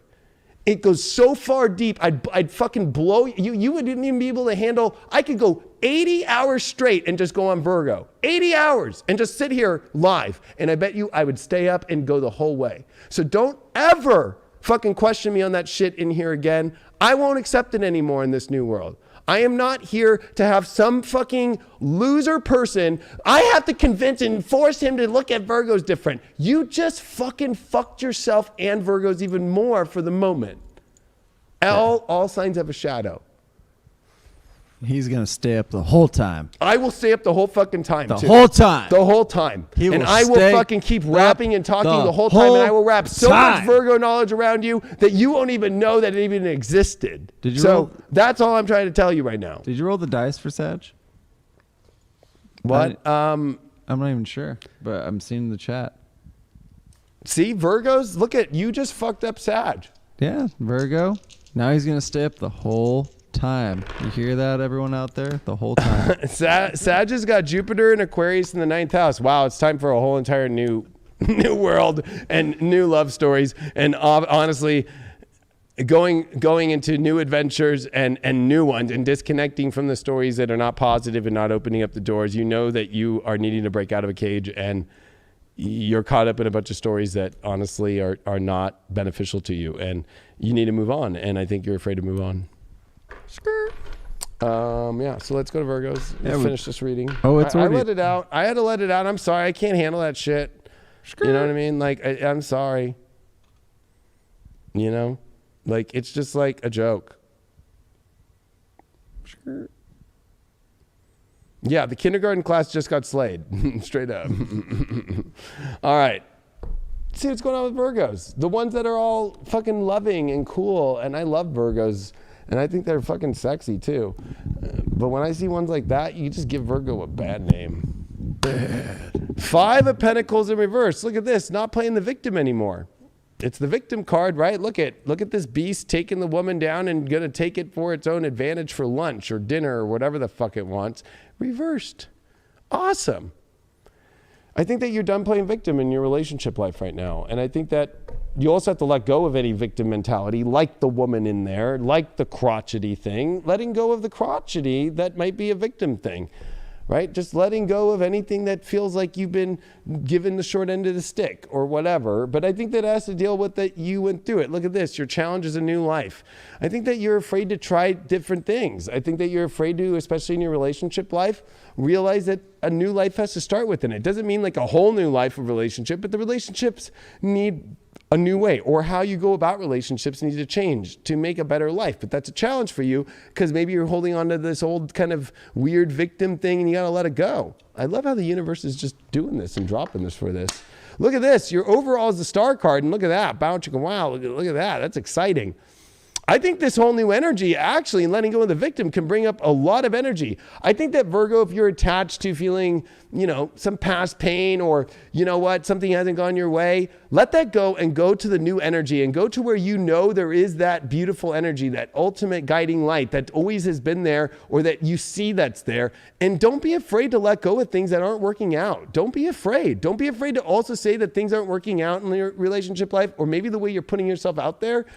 It's a refresh. You got new life and the star card. Both deal with new. And you got the 5 of Pentacles in reverse. Saying it's this old, sick, illness, poor, energy gone in yourself, and stepping into the new might be troubling, but really your overall is that you're coming into an awesome new love story if you let that go and you allow it, but you also have to let those energies know. You got the 4 of Swords to get through this.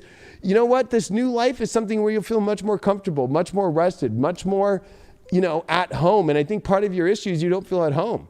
I think that you don't feel at home, and that's why you need this new energy, this new life, because I think that you're scattered about. You might be all over the place. You're trying to figure out emotionally where you're at, and I think that the emotions are scattered, not like how Sag just was, but I think it's much more like you don't feel like safe. I think because, I think that you feel that everything's going to come to get you. Everything's going to not work out, or everything isn't working out, or there's always something off.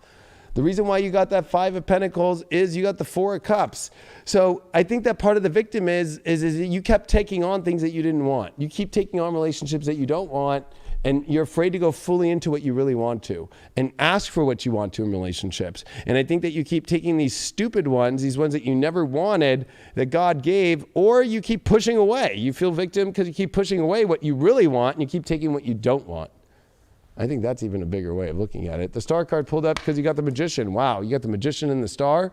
This is an amazing love week for you. This is you really making the magical new reality of your love life that you ever wanted, but it's going to be from a new space, and it's going to require a new life, and probably where you're living is going to be part of it, what the foundation's like and all that. And you can't keep taking the shit you don't want. You can't keep taking and holding on to this stuff that you don't like anymore. You got to go create the world you want. You got to go create this new magic and know that you have the power to make it. You have it, Virgo. It's very powerful for you. But you know what? Look at this. Overall is Mercury, the mind, the environment you're around, the energy that you're around, and you need to communicate very clearly. And you need to know how to communicate from the eye of Horus, right? The understanding of Mercury and the Hermetic understanding. You need to come from a place where you have to look at the duality of things and go, is this really... Let me look at things from both sides and where do I really want to go, and be very precise, but also know how to communicate it. And the shadow of that communication in mind is the bride in the cage. You feel stuck. You feel like you're not exactly where you want to be. You feel like your love story is not in the right place, and you need to learn how to communicate to yourself. It doesn't have to be that way. Look at the other. What would be the opposite of the bride in the cage? It would be the bride in the ultimate world of love. And I would say that it's time for you, that you know where that is, to go to there. And why keep communicating about yourself or thinking about the victim role of being stuck in a situation or in a love story in overall that you don't want to be in? Why even keep doing that? Why don't you just go to where you want to go? Wow, it's so crazy. 2 of them rolled off. Moon in Aries.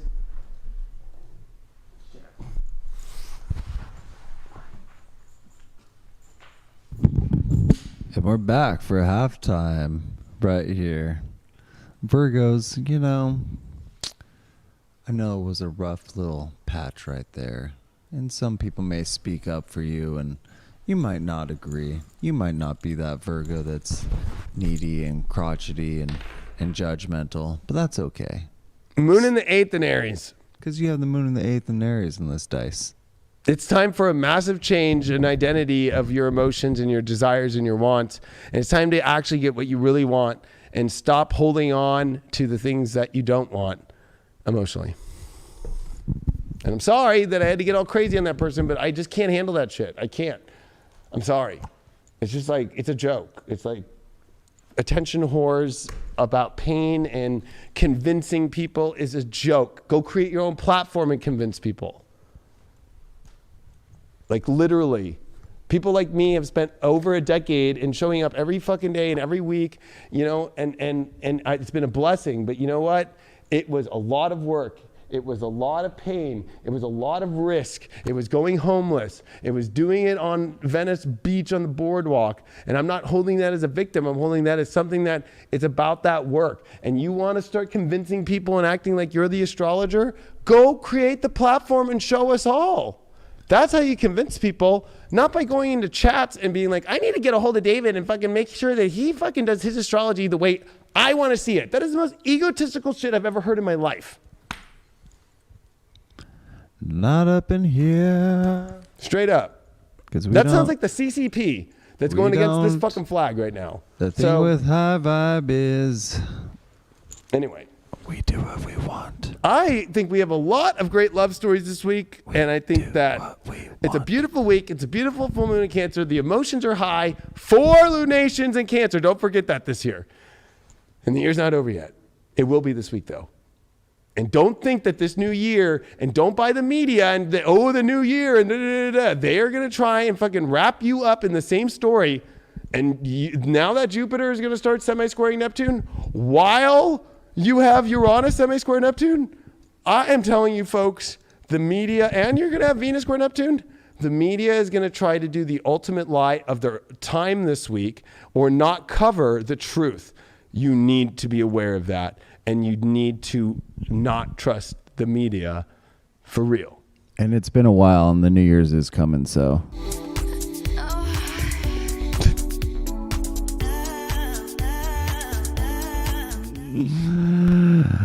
We all need that touch, baby. Anyway, I love you all very much. We need that touch. We need that love. We all need that touch. We're sending you the best, and we'll rock it out with you on the next one. And of course, make sure on highvibe.tv to get everything that we got on there and our daily videos, our weekly videos, and all the stuff. We have so much. Love you all. Spiritual dance music tomorrow night. Spiritual dance music tomorrow. And I think they're doing Her Story, or is it I think it's a Her Story After Dark or something. I think Venus. Or Venus After Dark. Love you all. See ya on the next one. Spread it out. Goodbye.